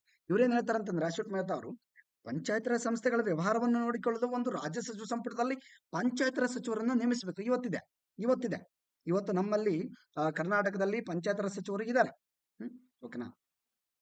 ಹೇಳ್ಬಿಡ್ತಿದೆ, ಬಟ್ ನಿಮ್ಗೆ ಕ್ಯೂರಿಯಾಸಿಟಿ ಇರಲ್ಲ. Yes, you can go to that. ನೀವು ಗೂಗಲ್ ಎಲ್ಲಾರು ನೋಡಿ, ಎಲ್ಲಾದ್ರೂ ನೋಡಿ. ಓಕೆನಾ? ಗೊತ್ತಿದ್ರೆ ನಿಮಗೂ ಕೂಡ, ಸರ್ ನಾನು ಗೂಗಲ್ ಬೇಕಿಲ್ಲ, ಏನ್ ಬೇಕಿಲ್ಲ, ನನ್ಗೆ ಆಲ್ರೆಡಿ ಗೊತ್ತಿದೆ ಅಂದ್ರೆ ಜಸ್ಟ್ ಕಮೆಂಟ್ ಬಾಕ್ಸ್ ಅಲ್ಲಿ ನೀವು ಕಮೆಂಟ್ ಅನ್ನ ಹಾಕಿ. ಓಕೆ, ಮರಿಬೇಡಿ. ಯಾಕಂದ್ರೆ ಫುಲ್ ವಿಡಿಯೋ ನೋಡೋದ್ರಲ್ಲಿ ಇದನ್ನ ಮರೆತು ಬಿಟ್ಟಿರ್ತಾರೆ. ಹಾಗಾಗಿ ಈ ತರ ಆಗ್ಬಾರ್ದು. ನೀವು ಹಾಕಿ, ದಯವಿಟ್ಟು ಹಾಕಿ. ನಿಮ್ಗೆ ಗೊತ್ತಿಲ್ಲ ಅಂದ್ರೆ ನಾನು ಮತ್ತೆ ನಾಳೆ ಹೇಳ್ತೇನೆ. ಓಕೆನಾ? ಎಸ್, ಸರ್ ಗೂಗಲ್ ಅಲ್ಲಿ ಹುಡುಕಿದ್ರೆ ಸಿಗ್ಲಿಲ್ಲ, ಹೇಳಿ ಅಂತಂದ್ರೆ ಜಸ್ಟ್ ನಾನು ಹಾಕಿ. ಓಕೆನಾ? ಎಸ್, ಹೌದು, ಇದಿರಬೇಕು. ಒಂದು ಪ್ರತ್ಯೇಕವಾಗಿ ಪಂಚಾಯತ್ ರಾಜ್ಗೆ ಸಂಬಂಧಪಟ್ಟಂಗೆ ಸಚಿವ ಸಂಪುಟ ಇದ್ರೇನೆ ಅದಕ್ಕೊಂದು ಒಂದು ಗೌರವ, ಬೆಲೆ ಸಿಗುತ್ತೆ. ಓಕೆನಾ? ಅವ್ರು ನೋಡ್ಕೊಳ್ತಾರೆ, ಆಕ್ಷನ್ ತಗೋತಾರೆ. ಓಕೆನಾ? ಈಸಿಯಾಗಿ ಆಕ್ಷನ್ ತಗೋತಾರೆ. ಇಲ್ಲಿ ಯಾವುದೇ ರೀತಿ ಒಂದು ಹೆಡ್ ಇಲ್ಲ. ಓಕೆನಾ? ಮುಖ್ಯ ಒಂದು ಸಚಿವ ಸಂಪುಟ ಇಲ್ಲ, ಇಲ್ಲಿ ಸಚಿವರು ಯಾರು ಇಲ್ಲ ಇಲ್ಲಿ ಅಂತಂದಾಗ ಅದು ಬೇರೆಯವರಿಗೆ ವಹಿಸಿಕೊಟ್ಟಾಗ ಸರಿಯಾದ ಆಡಳಿತ ನಡೆಯೋದಿಲ್ಲ ಅಲ್ಲಿ. ಹೌದಲ್ವಾ? ಇಡೀ ಒಂದು ರಾಜ್ಯಕ್ಕೆ, ಇಡೀ ಒಂದು ರಾಜ್ಯವನ್ನ ಅಥವಾ ಇಡೀ ರಾಜ್ಯಕ್ಕೆ ಎಲ್ಲವೂ ಕೂಡ CM ನೋಡ್ಕೋಬೇಕಂದ್ರೆ ಸಾಧ್ಯನಾ? ನೋ. ಒಂದೊಂದು ವಿಷಯಕ್ಕೆ ಅನುಗುಣವಾಗಿ ಒಬ್ಬೊಬ್ರು ಸಚಿವರು ಇರ್ತಾರೆ, ಅವ್ರದ್ದು ಅದು ಜವಾಬ್ದಾರಿ ಆಗಿರುತ್ತೆ. ಆರೋಗ್ಯ ಸಚಿವರು ಬೇರೆ, ವೈದ್ಯಕೀಯ ಸಚಿವರು ಬೇರೆ ಅಲ್ವಾ? ಆಮೇಲೆ ಸಮಾಜ ಕಲ್ಯಾಣ ಇಲಾಖೆ ಸಚಿವರು ಬೇರೆ ಅಲ್ವಾ? ಪಂಚಾಯತ್ ರಾಜ್ ಸಚಿವರು ಬೇರೆ, ನೀರಾವರಿ ಸಚಿವರು ಬೇರೆ. ಈ ತರ ಏನ್ ಮಾಡಿರ್ತಾರೆ, ಎಲ್ಲವನ್ನು ವಿಕೇಂದ್ರೀಕರಣ ಮಾಡಿರ್ತಾರ್ರಿ. ಕೇಂದ್ರೀಕರಣ ಅಲ್ಲ ನಮ್ಮ ಆಡಳಿತ, ವಿಕೇಂದ್ರೀಕರಣ. ಓಕೆನಾ? ವಿಕೇಂದ್ರೀಕರಣ ಅಂತಂದ್ರೆ ಟೋಟಲ್ ಆಗಿ ಇದು ಗೌರ್ಮೆಂಟ್ ಡಿವೈಡೇಷನ್ ಸರ್, ಅಥವಾ ರಾಜಕೀಯ ಡಿವೈಡೇಷನ್. ನೋ, ಆ ತರ ಅಲ್ಲ. ಗೌರ್ಮೆಂಟ್ ಆಗಿರ್ಬೋದು, ಪ್ರೈವೇಟ್ ಆಗಿರ್ಬೋದು, ಅಥವಾ ರಾಜಕೀಯನ ಆಗಿರ್ಬೋದು, ಅಧಿಕಾರವನ್ನ ಹಂಚಬೇಕು, ಎಲ್ಲರಿಗೂ ತಮ್ಮದೇ ಕ್ಷೇತ್ರದಲ್ಲಿ ಅಧಿಕಾರ ಕೊಡಬೇಕು. ಅದನ್ನೇ ವಿಕೇಂದ್ರೀಕರಣ ಅಂತೀವಿ. ಬಹಳ ಜನರಿಗೆ ಮತ್ತೆ ಡೌಟ್ಸ್ ಇರುತ್ತೆ, ಅದು ಕೂಡ. ಓಕೆನಾ? ಎಸ್, ನಾನು ವಿಕೇಂದ್ರೀಕರಣ ಮತ್ತೆ ಕೇಂದ್ರೀಕರಣದ ಬಗ್ಗೆ ಬಹಳ ಡೀಟೇಲ್ ಆಗಿ ಹೇಳಿದ್ದೀನಿ. ಎಸ್, ಐ ನೋ ನಿಮ್ಗೆ ಅಂಡರ್ಸ್ಟ್ಯಾಂಡ್ ಆಗಿದೆ ಅಂತ ನಾನು ಅನ್ಕೋತೇನೆ. SC/ST ಗಳಿಗೆ ಅವರ ಜನಸಂಖ್ಯೆ ಆಧಾರದ ಮೇಲೆ ಇಲ್ಲಿ ಒಂದು ಸೀಟುಗಳನ್ನ ನೇಮಕ ಮಾಡಬೇಕು. ಓಕೆನಾ? ಒಂದು ಸೀಟುಗಳನ್ನ ಇಡಬೇಕು. ಅಂದ್ರೆ SC ST ಇವಾಗ ಹೆಚ್ಚಿನ ಜನಸಂಖ್ಯೆ ಇದ್ದಾರೆ. ಇವಾಗ ರಿಸರ್ವೇಶನ್ ಅನ್ನು ಯಾಕೆ ಕೊಡ್ತಾರ್ರಿ? ಫಸ್ಟ್ ರಿಸರ್ವೇಶನ್ ಯಾಕೆ ಕೊಡ್ತಾರೆ ಅನ್ನೋದು ಬಹಳ ಇಂಪಾರ್ಟೆಂಟ್. ರಿಸರ್ವೇಶನ್ ಕೊಡ್ಬೇಕಾದ್ರೆ ಕೆಲವು ಒಂದು ಏನಿದಾವೆ, ಒಂದು ಸೂಚನೆಗಳಿದಾವೆ, ಕೆಲವು ರೂಲ್ಸ್ಗಳಿದಾವೆ, ಕೆಲವು ನಿಯಮಗಳಿದಾವೆ. ಅವುಗಳನ್ನ ನೋಡ್ಬೇಕು. ಓಕೆನಾ? ಏನಿದಾವೆ ಇದಕ್ಕೆ ಸಂಬಂಧಪಟ್ಟಂಗೆ ಇದು ರಿಸರ್ವೇಶನ್ಗೆ ಯಾಕೆ ಕೊಡ್ಬೇಕು ಅಕ್ಯುರೇಟ್ ಆಗಿ? ಒಂದು, ಸಾಮಾಜಿಕವಾಗಿ, ಆರ್ಥಿಕವಾಗಿ, ಶೈಕ್ಷಣಿಕವಾಗಿ ಆ ಒಂದು ಸಮಾಜ ಹಿಂದುಳಿದಿರಬೇಕು. ಹಿಂದುಳಿದಿರಬೇಕು. ಅದು ಇದೇ ಸಮಾಜ ಅಂತಲ್ಲ, ಯಾವುದೇ ಸಮಾಜ ಆಗಿರಬಹುದು. ಈ ಸಾಮಾಜಿಕವಾಗಿ, ಆರ್ಥಿಕವಾಗಿ, ಶೈಕ್ಷಣಿಕವಾಗಿ ಹಿಂದುಳಿದಿರಬೇಕು. ಹಾಗಾದ್ರೆ ಕೆಲವರು ಅಬ್ಜೆಕ್ಷನ್ ಇಡ್ತಾರೆ. ಹಾಗಾದ್ರೆ ಎಲ್ಲಿ ಮೇಲ್ವರ್ಗದಲ್ಲಿ ಯಾರು ಹಿಂದುಳಿದಿಲ್ವಾ? ಎಲ್ಲರೂ ಕೋಟ್ಯಾಧಿಪತಿಗಳಿದಾರ? ಅವರಲ್ಲೂ ಕೂಡ ಕೆಲವರು ಹಿಂದುಳಿದವರು ಇರ್ತಾರೆ. ಎಸ್, ಇರ್ತಾರೆ. ಡೆಫಿನೆಟ್ಲಿ ಅವರಲ್ಲೂ ಕೂಡ ತೀರ ಕಡು ಬಡತನದವರು ಕೂಡ ಇದ್ದಾರೆ. ಆದರೆ ಆದರೆ ಸ್ಪಷ್ಟವಾಗಿ ತಿಳ್ಕೊಳ್ಳಿ, ಅಲ್ಲಿ ಸಂಖ್ಯೆ ಕಡಿಮೆ ಇರುತ್ತೆ. ರಿಸರ್ವೇಶನ್ಗೆ ಬೇಕಾದಂತ ಒಂದು ಏನು ರೂಲ್ಸ್ಗಳಲ್ಲಿ ಅದು ಬರೋದಿಲ್ಲ. ಯಾಕೆ ಅಂತಂದ್ರೆ, ಯಾವ ಒಂದು ಸಮುದಾಯದಲ್ಲಿ ಸಂಖ್ಯೆ ಹೆಚ್ಚಿದ್ದು, ಹೆಚ್ಚಿನ ಸಂಖ್ಯೆಯಲ್ಲಿ ಇದ್ದು ಆ ಒಂದು ಸಮಾಜ ಹಿಂದುಳಿದಿರಬೇಕು. ಇವಾಗ ಫಾರ್ ಎಕ್ಸಾಂಪಲ್, ಮೇಲ್ವರ್ಗದವರಲ್ಲಿ ಈಗ 100 ಜನ ಇದ್ದಾರೆ ಅಂತಂದ್ರೆ, 100 ಜನ ಇರ್ತಾರೆ ಅನ್ಕೊಳಪ್ಪ. ಈ 100 ಜನರಲ್ಲಿ 90 ಜನ ಆಲ್ಮೋಸ್ಟ್ ಚೆನ್ನಾಗಿದ್ದಾರೆ, ಆರ್ಥಿಕವಾಗಿ, ಶೈಕ್ಷಣಿಕವಾಗಿ ಮತ್ತು ಸಾಮಾಜಿಕವಾಗಿ ಎಲ್ಲಾ ರೀತಿಯ ಒಂದು ಒಂದು ವ್ಯವಸ್ಥೆಯಿಂದ ಅವರು ಚೆನ್ನಾಗಿದ್ದಾರೆ. ಓಕೆನಾ? ಯಾವುದೇ ರೀತಿ ಅವರಿಗೆ ಕಷ್ಟ ನಷ್ಟ ಇಲ್ಲ. ಆದ್ರೆ ಇವರಲ್ಲಿ 10 ಜನ ಮಾತ್ರ ಬಹಳ ಕಡು ಬಡತನ ಇರ್ತಾರೆ, ಮಿಡಲ್ ಕ್ಲಾಸ್ ಇರ್ತಾರೆ. ಬಹಳಷ್ಟು ಜನ, 10% ಜನ, 100ರಲ್ಲಿ 100ರಲ್ಲಿ 90 ಜನ ಶ್ರೀಮಂತರಿರ್ತಾರೆ, ಒಳ್ಳೆ ಆರ್ಥಿಕವಾಗಿ ಸಾಮಾಜಿಕವಾಗಿ ಸಬಲರಿರ್ತಾರೆ. ಆದ್ರೆ ಇಲ್ಲಿ 10%, ನಾನು ಅಂದಾಜು ಹೇಳ್ತಾ ಇದ್ದೇನೆ, ಮತ್ತೆ ಇದೆ ಅಂತ ತಿಳ್ಕೊಬೇಡಿ ನೀವು. ಓಕೆನಾ? ಇಷ್ಟೇ ಅಂತಲ್ಲ. ಹ್ಮ್ ಅಂದಾಜು ಈ ತರ 10 ಮಂದಿ ಏನಿರ್ತಾರೆ, ಇಲ್ಲಿ ಬಡತನ ಇರುತ್ತೆ. ಬಟ್ ಇಲ್ಲಿ ಇವಾಗ SC ST ರಿಸರ್ವೇಶನ್ ಯಾಕೆ ಕೊಡ್ತಾರೆ ಅಂತಂದ್ರೆ, ಈ SC ST ಒಂದು ರಿಸರ್ವೇಶನ್ ಸಮುದಾಯದಲ್ಲಿ 90 ಜನನು ಬಡತನದಿಂದ ಇದ್ದಾರೆ, 10 ಜನ ಮಾತ್ರ ಕೋಟ್ಯಾಧಿಪತಿಗಳಿದ್ದಾರೆ, ಶ್ರೀಮಂತರಿದ್ದಾರೆ ಅಂತ. ನೋಡಿ, ಅರ್ಥ ಮಾಡ್ಕೊಳ್ಳಿ. ಹೌದಲ್ವಾ? ಮತ್ತೆ ಯಾವುದೇ ರೀತಿ ಮನಸ್ಸಿಗೆ ತಗೋಬೇಡಿ. ಓಕೆನಾ? ಇದು ರಿಸರ್ವೇಶನ್ ಒಂದು ಎಕ್ಸಾಂಪಲ್ ಹೇಳಿದೆ. ರಿಸರ್ವೇಶನ್ ಯಾಕೆ ಕೊಡ್ತಾರೆ ಅಂತಂದ್ರೆ, ಆ ಸಮುದಾಯ ಹೆಚ್ಚಿನ ಸಂಖ್ಯೆಯಲ್ಲಿ ಇದ್ದು, ಹೆಚ್ಚಿನ ಸಂಖ್ಯೆ ಮತ್ತೆ 90 ಮಂದಿ ಅಂತ ಅಕ್ಯುರೇಟ್ ಆಗಿ ಇದೆ ಅಂತಲ್ಲ. ಓಕೆನಾ? ನಾನು ಅಂದಾಜು ಹೇಳ್ತಾ ಇದ್ದೇನೆ, ಅಂದಾಜು ಹೇಳ್ತಾ ಇದ್ದೀನಿ. ಮತ್ತೆ ಮತ್ತೆ ನೀವು 90 ಹೇಳಿದ್ರಲ್ಲ, 10 ಹೇಳಿದ್ರಲ್ಲ, ಈ ತರ ನೀವು ಗೊಂದಲ ಆಗೋ ಅವಶ್ಯಕತೆ ಇಲ್ಲ. ದಿಸ್ ಇಸ್ ಎಕ್ಸಾಂಪಲ್ ಅಂತ ಹೇಳಬಹುದು. ಓಕೆನಾ? ಸೊ ಹೆಚ್ಚಿನ ಒಂದು ಸಂಖ್ಯೆ ಇದ್ದು ಅವ್ರು ಹಿಂದುಳಿದಿದ್ದಾರೆ, ಅವರಿಗೆ ರಿಸರ್ವೇಶನ್ ಕೊಡ್ತಕ್ಕಂಥ ಕೆಲಸ ನಮ್ಮ ಸಂವಿಧಾನ ಮಾಡುತ್ತೆ. ಓಕೆನಾ? ಇಲ್ಲಿ ಕಡಿಮೆ ಕಡಿಮೆ ಸಂಖ್ಯೆ ಇದ್ದು ಅವರಲ್ಲೇ ಕೆಲವರು ಶ್ರೀಮಂತರಿರ್ತಾರೆ, ಅವರಲ್ಲಿ ಒಂದು 5-10 ಜನ, 100ರಲ್ಲಿ 5-10 ಜನ ಬಡವರಿದ್ರೆ ಅಲ್ಲೇ ರಿಸರ್ವೇಶನ್ ಕೊಡೋಕ್ಕಾಗಲ್ಲ. ಅಂದ್ರೆ ಏನಾಗುತ್ತೆ, ಅವರು ಬೆಳಿತಾರೆ ಸ್ವಲ್ಪ ಕಾಲಕ್ಕೆ. ಬಟ್ ಇಲ್ಲಿ ಹೆಚ್ಚಿನ ಸಂಖ್ಯೆಯಲ್ಲಿ ಬಡವರೇ ಇದ್ದಾರೆ ಅಂತ, ಅವ್ರನ್ನ ಬೇಗ ಡೆವಲಪ್ಮೆಂಟ್ ಮಾಡ್ಬೇಕಲ್ಲ, ಅದಕ್ಕೆ ಏನ್ ಬೇಕು? ರಿಸರ್ವೇಶನ್ ಕೊಡ್ಬೇಕ್ರಿ. ರಿಸರ್ವೇಶನ್ ಕೊಡಬೇಕು, ಮೀಸಲಾತಿ ಕೊಡಬೇಕು. ಅಂದಾಗ ಅಂದಾಗ ಆ ಜನ ಬೆಳೆಯುತ್ತೆ, ದೇಶ ಬೆಳೆಯುತ್ತೆ. ಓಕೆನಾ? ಇದು SC ST ಒಂದೇ ಮೀಸಲಂತಲ್ಲ. ಒಂದು ಏನು ಆ, ದೇಶದ ಸಾಮಾಜಿಕವಾಗಿ ಯಾವುದೇ ಒಂದು ಸಮುದಾಯ ಹೆಚ್ಚಿನ ಸಂಖ್ಯೆಯಲ್ಲಿ ಇದ್ದು ಹಿಂದುಳಿದಿದ್ರೆ ಡೆಫಿನೆಟ್ಲಿ ಕೊಡಬೇಕಾಗತ್ತೆ. ಇವಾಗ ಸದ್ಯಕ್ಕೆ ನಮ್ಮ ಒಂದು ಸಂವಿಧಾನದ ಪ್ರಕಾರ SC STಗಳು ಏನಿದ್ದಾರೆ, ಬಹಳ ಜನ ಇದ್ದಾರೆ, ಸಂಖ್ಯೆಯಲ್ಲಿ ಬಹಳಷ್ಟು ಜನ ಇದ್ದಾರೆ. ಅದೇ ರೀತಿ ಅವರು ಹೆಚ್ಚಿನ ಸಂಖ್ಯೆಯಲ್ಲಿ ಹಿಂದುಳಿದವರಾಗಿದ್ದಾರೆ, ಬಹಳ ಅಭಿವೃದ್ಧಿ ಇಲ್ಲ ಅವರು ಅಂತ. ಸಾಮಾಜಿಕವಾಗಿ, ಶೈಕ್ಷಣಿಕವಾಗಿ, ಆರ್ಥಿಕವಾಗಿ ಸಬಲರಿಲ್ಲ ಅವರು. ಓಕೆನಾ? ಇನ್ನಾದ್ರೂ ಅವ್ರು ಬಡತನದಲ್ಲಿದ್ದಾರೆ. ಹಾಗಾಗಿ ರಿಸರ್ವೇಶನ್ ಪ್ರತಿ ಸಲ 10 ವರ್ಷ ಮುಂದಕ್ಕೆ ಹಾಕ್ತಾ ಇದ್ದಾರೆ. ಓಕೆ. ಬಹಳ ಜನ ಏನ್ ಮಾಡ್ತಾರೆ ಅಂತಂದ್ರೆ, ಸಂವಿಧಾನದಲ್ಲಿ ಅಂಬೇಡ್ಕರ್ ಅವರು 10 ವರ್ಷದಲ್ಲಿ ಏನು ಆಗಿಲ್ಲ ಅಂತಂದ್ರೆ ತೆಗೆದ್ಬಿಡಿ ಅಂತ ಹೇಳ್ತಾರೆ. ನೀವೇನ್ ತೆಗ್ದಿಲ್ಲ ಅಂತ ಕೆಲವರು ಹೇಳ್ತಾರೆ, ಚರ್ಚೆ ಮಾಡ್ತಾರೆ. ಆದ್ರೆ ಒಂದು ತಿಳ್ಕೊಳ್ಳಿ. ಓಕೆನಾ? ಇಲ್ಲಿ ಯಾವುದಕ್ಕೆ ನಾನು ಫ್ಯಾಕ್ಟ್ ಮಾತಾಡ್ತಾ ಇದ್ದೇನೆ. ಬಟ್ ಯಾರ ಪರವಾಗಿ ಇಲ್ಲ, ಯಾರ ವಿರೋಧವಾಗಿನೂ ಇಲ್ಲ. ಫ್ಯಾಕ್ಟ್ ಏನಿದೆ ಅದು ಯಾಕೆ ಹಿಂಗ್ ಮಿಸ್ಅಂಡರ್ಸ್ಟ್ಯಾಂಡ್ ಆಗಿದೆ ಜನರಿಗೆ ಅಂತಂದ್ರೆ, ಮೀಸಲಾತಿ ಅಂತಂದಾಗ ಇವರು ಒಂದು ರಿಸರ್ವೇಶನ್ ಕೊಟ್ಟಿದ್ದಾರೆ. ರಿಸರ್ವೇಶನ್ ಕೊಟ್ಟಿದ್ದಾರೆ ಅಲ್ಲಿ. ಅವರು ಅಂಬೇಡ್ಕರ್ ಅವರು ಏನೇ ಹೇಳಿದ್ದಾರೆ ಅದು ಸೆಕೆಂಡರಿ. ಬಹಳ ಜನ ಅದನ್ನೇ ಡಿಸ್ಕಸ್ ಮಾಡ್ತಾರೆ. ಇರ್ಲಿ, ಏನ್ ಹೇಳಿದೆ 10 ವರ್ಷ ಇರ್ಲಿ ಅಂತ ಹೇಳಿದ್ದಾರೆ, ಯಾಕೆ ತೆಗ್ದಿಲ್ಲ ಅಂತ ಕೆಲವರು ಹೇಳ್ತಾರೆ. ಆದ್ರೆ ಒಂದೇನಂತಂದ್ರೆ ವಿಚಾರ, ಇವ್ರಿಗೆ ಇಷ್ಟು ವರ್ಷ ಆದರೂ ಕೂಡ, ಸುಮಾರು 75 ವರ್ಷ ಕಳೆದರೂ ಕೂಡ ಅವ್ರು ಪಾಪ ಹಿಂದುಳಿತಿದ್ದಾರೆ, ಇನ್ನು ಅಭಿವೃದ್ಧಿ ಆಗ್ತಾ ಇಲ್ಲ. ಅದು ಏನ್ ಸಮಸ್ಯೆ ಅಂತ ಗೊತ್ತಾಗ್ತಾ ಇಲ್ಲ. ಅದನ್ನ ಫಸ್ಟ್ ಚರ್ಚೆ ಮಾಡುವಂತ ಕೆಲಸ ಆಗ್ಬೇಕಾಗಿದೆ. ಯಾಕೆ ಸರಿಯಾಗಿ ಅವರು ಮೇಲೆ ಬರ್ತಾ ಇಲ್ಲ, ಡೆವಲಪ್ಮೆಂಟ್ ಆಗ್ತಾ ಇಲ್ಲ, ಅದನ್ನ ಫಸ್ಟ್ ಕೂಲಂಕಷವಾಗಿ ಅಧ್ಯಯನ ಮಾಡಬೇಕಾಗಿದೆ. ಅವರಿಗೆ ಏನು ಕೊರತೆ ಇದೆ, ಇನ್ನು ಹೆಚ್ಚಿನದಾಗಿ ಏನು ಸೌಲಭ್ಯಗಳನ್ನು ಕೊಟ್ಟರೆ ಅವರು ಡೆವಲಪ್ಮೆಂಟ್ ಆಗ್ತಾರೆ, ಆ ಕೆಲಸವನ್ನು ಮಾಡಬೇಕು. ಹಾಗಾಗಿ ಸರ್ಕಾರಗಳು ಏನ್ ಮಾಡ್ತವೆ, ಪ್ರತಿ ಸಲ ಓಕೆನಾ, ಪ್ರತಿ 10 ವರ್ಷಕ್ಕೊಮ್ಮೆ ಏನ್ ಮಾಡ್ತವೆ, ಮುಂದಕ್ಕೆ ಆಗ್ತಾ ಬರ್ತಾ ಇದಾವೆ ಇವಾಗ್ಲೂ ಕೂಡ. ಇದು ಫ್ಯಾಕ್ಟ್. ಓಕೆನಾ. ಅಂದ್ರೆ ಅಭಿವೃದ್ಧಿ ಇನ್ನೂ ಆಗಿಲ್ಲ, ಸಂಪೂರ್ಣವಾಗಿ ಆಗಿಲ್ಲ. ಓಕೆನಾ. ಒಂದು 5% 10% ಆಗಿದೆ. ಓಕೆನಾ. ಪೂರ್ತಿ ಆಗೇ ಇಲ್ಲ, ಮೊದ್ಲಿನ ತರನೇ ಇದ್ದಾರೆ ಅಂತಲ್ಲ, ಸ್ವಲ್ಪ ಡೆವಲಪ್ಮೆಂಟ್ ಆಗಿದ್ದಾರೆ. ಇನ್ನು ಆಗಬೇಕಿದೆ, ಹೆಚ್ಚಿನ ಸಂಖ್ಯೆಯಲ್ಲಿ ಅವರೇ ಇದ್ದಾರೆ, ಹಾಗಾಗಿ ಅವ್ರಿಗೆ ರಿಸರ್ವೇಶನ್ ಇನ್ನು ಇರ್ಲಿ. ಓಕೆನಾ. ಎಸ್. ಅದೇನೇ ಇರ್ಲಿ, ನಾವು ಬೇರೆ ಸಬ್ಜೆಕ್ಟ್ ಅನ್ನು ಮಾತಾಡುವಾಗ, ಪಾಲಿಟಿ ಮತ್ತೆ ಹಿಸ್ಟ್ರಿ ಮಾಡುವಾಗ ಬೇಕಾದ್ರೆ ಅದನ್ನ ಚರ್ಚೆಗೆ ತಗೊಳ್ಳೋಣ ಮತ್ತೆ ಇನ್ನು ಡೀಟೇಲ್ ಆಗಿ. ಇಷ್ಟಕ್ಕೆ ಆ ಓಕೆನಾ, ಸಾಕಿರ್ಲಿ. ಎಸ್, ನೋಡೋಣ. ಅರ್ಥ ಆಗಿರ್ಬೋದು ಅನ್ಕೊಳ್ತೀನಿ. ಆಮೇಲೆ 1/3 ಸ್ಥಾನಗಳನ್ನು ಮಹಿಳೆಯರಿಗೆ ಮೀಸಲಿಡಬೇಕು. ಹೌದು, ಹೌದು. ಮಹಿಳಾ ಸಬಲೀಕರಣ ರಿಸರ್ವೇಶನ್ ಅಂದ್ರೆ ನೋಡಿ, ಬಹಳ ಜನ ರಿಸರ್ವೇಶನ್ ಎಲ್ಲಿ ಕೊಡ್ತಾರೆ ನೋಡಿ. ಆಮೇಲೆ ಎಲ್ಲಿ ಯಾರು ಫಿಸಿಕಲಿ ಒಂದು ಹ್ಯಾಂಡಿಕ್ಯಾಪ್ಟ್ ಇರ್ತಾರೆ ಅಂತವ್ರಿಗೆ, ಆಮೇಲೆ SC ST ಗಳಿಗೆ, ಮಹಿಳೆಯರಿಗೆ, ಈ ರೀತಿ ಕೆಲವು 3 ರೀತಿಯ ಕೆಲವು ಜನರಿಗೆ ಏನ್ ಮಾಡ್ತಾರೆ, ರಿಸರ್ವೇಶನ್ ಅನ್ನು ಕೊಡ್ತಾರೆ. ಮಹಿಳೆಯರಿಗೆ ಮೇನ್ ಕೊಡ್ಬೇಕು. ಹೌದು, ಮಹಿಳೆಯರಿಗೆ. ಯಾಕಂತಂದ್ರೆ ಮಹಿಳಾ ಸಬಲೀಕರಣ ಆಗಬೇಕಾಗಿದೆ. ಮಹಿಳೆಯರು ನಮ್ಮ ಸಮಾಜದಲ್ಲಿ ಅವರನ್ನ ಹಿಂದಕ್ಕೆ ಹೊತ್ತುವಂತ ಪ್ರಯತ್ನ ಆಗ್ತಾ ಇದೆ. ಅವ್ರನ್ನ ನಾವು ನೋಡಿದ್ವಿ. ಒಂದು ನಂತರ ವೇದ ಕಾಲದಲ್ಲಿ ಮಹಿಳೆಯರ ಒಂದು ಪರಿಸ್ಥಿತಿ, ಮೂಲೆ ಗುಂಪು ಆಗ್ಬಿಡ್ತಾರೆ. ಅವರು ಮೂಲೆ ಗುಂಪು ಮಾಡ್ಬಿಡ್ತಾರೆ. ಪುರುಷರು ಅಧಿಕಾರವನ್ನ ಕಿತ್ಕೊಳ್ತಾರೆ. ಮೊದಲು ಮಾತೃಪ್ರಧಾನ ಕುಟುಂಬ ಇರುತ್ತೆ, ನಂತರ ಪಿತೃಪ್ರಧಾನ ಕುಟುಂಬ ಆಗುತ್ತೆ, ಈ ತರ. ಇವತ್ತಿಗೂ ಕೂಡ ಏನಾಗಿದ್ರೆ ಮಹಿಳೆಯರ ಪಾತ್ರ ಕಡಿಮೆ ಇದೆ. ಬಹಳ ಜನ ನೋಡಿ, ಏನು ಫಸ್ಟ್ ರ್ಯಾಂಕು ಎಲ್ಲಾ ವಿಷಯದಲ್ಲಿ ಫಸ್ಟ್ ಇದ್ದಾರೆ ಮಹಿಳೆಯರು. ಆದ್ರೆ ಎಲ್ಲರೂ ಇಲ್ಲ, ಕಡಿಮೆ ಜನಸಂಖ್ಯೆ ಇದ್ದಾರೆ. ಇವಾಗ 10 ಜನ ಪುರುಷರಿದ್ದಾರೆ. ಓಕೆನಾ. 10 ಜನ ಒಂದು ಪಾಪ್ಯುಲೇಷನ್ ಇದೆ ಅನ್ಕೊಳ್ಳಿ, ಒಂದು ಎಕ್ಸಾಮ್ ಬರ್ತಿದ್ದಾರೆ 10 ಜನ ಅಂತಂದ್ರೆ, ಓಕೆನಾ, ಇಲ್ಲಿ ಮಹಿಳೆ ಫಸ್ಟ್ ಇರಬಹುದು. ಆದರೆ ಇನ್ನು ಉಳಿದಂತ ಮಹಿಳೆ ಒಬ್ರು ಫಸ್ಟ್ ಇರ್ತಾರೆ, ಇನ್ನೊಬ್ರು ಯಾವುದೋ ಒಂದು ರ್ಯಾಂಕ್ ತಗೊಂಡಿರ್ತಾರೆ. ಇನ್ನು ಉಳಿದಂತ ಒಂದು 8 ಜನರು ಬಾಯ್ಸೇ ಇರ್ತಾರೆ ಇಲ್ಲಿ. ಓಕೆನಾ. ಬಹಳ ಜನರಿಗೆ ಏನಾಗಿದೆ, ಮಹಿಳೆ ಸಬಲೀಕರಣ ಆಗ್ಬಿಡ್ತು, ಎಲ್ಲರೂ ಎಲ್ಲಾ ವಿಷಯದಲ್ಲಿ ಫಸ್ಟ್ ಇದ್ದಾರೆ ಮಹಿಳೆಯರು. ನೋ, ಹಂಗಲ್ಲ. ಯಾರೋ ಒಬ್ರು ಫಸ್ಟ್ ಇದ್ದ ಮಾತ್ರಕ್ಕೆ ಎಂಟೈರ್ ಮಹಿಳೆಯರ ಒಂದು ಸಬಲೀಕರಣ ಆಯ್ತು ಅಂತಲ್ಲ. ಇನ್ನಾದ್ರೂ ಕೂಡ ಮಹಿಳೆಯರ ಅಭಿವೃದ್ಧಿ ಆಗಬೇಕಾಗಿದೆ. ಇನ್ನೂ ಕೂಡ ಹಿಂದೆ ಉಳಿದಿದ್ದಾರೆ. ಸಾಕಷ್ಟು ಹಳ್ಳಿಯಲ್ಲಿ ಈವನ್ SLC PUC ಗೆ ಲಾಸ್ಟ್ ಮಾಡ್ಬಿಡ್ತಾರೆ.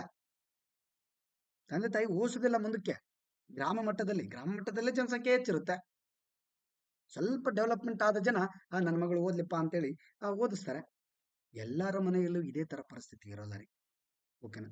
ಭಯ ಇರುತ್ತೆ, ಮಹಿಳೆ ಏನು ಹೆಣ್ಮಗಳು ಮನೇಲಿ ಓದ್ಲಪ್ಪ, ವಯಸ್ಸಾಯ್ತಪ್ಪ ಅಂತೇಳಿ ಮದುವೆ ಮಾಡ್ಬಿಡ್ತಾರೆ. ಈ ತರದ ಒಂದು ಕಲ್ಪನೆಗಳು ಮನುಷ್ಯರಲ್ಲಿ ಇವತ್ತಿನ ಒಂದು ಸಮಾಜದಲ್ಲಿ ಇನ್ನೂ ಕೂಡ ಇದಾವೆ. ಹಾಗಾಗಿ ಇವರ ಸಬಲೀಕರಣ ಆಗಬೇಕು, ಮಹಿಳಾ ಸಬಲೀಕರಣ ಆಗಬೇಕು, ಇವರು ಡೆವಲಪ್ಮೆಂಟ್ ಆಗಬೇಕು. ಹಾಗಾಗಿ ಇವರಿಗೆ ಪ್ರತ್ಯೇಕವಾದ ಒಂದು ಏನು ರಿಸರ್ವೇಶನ್ ಅನ್ನು ಕೊಡಬೇಕು.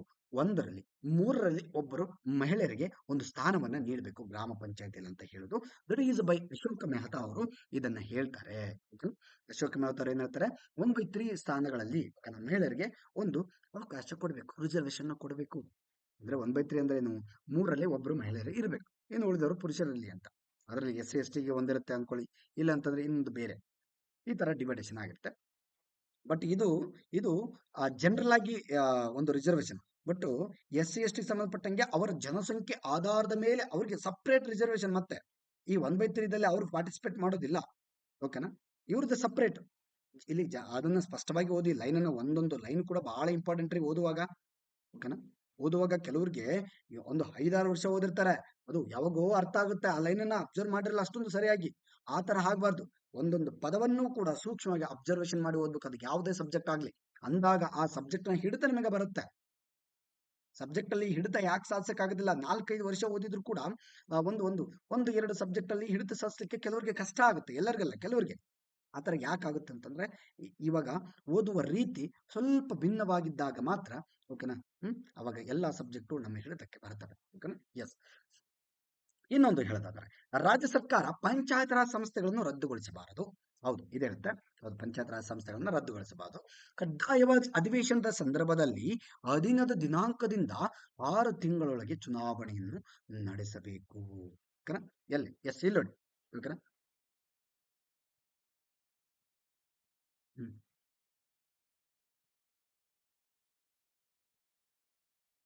ಉಲ್ಟಾ ಪಲ್ಟಾ ಆಗಿದೆ. Yes, it's okay.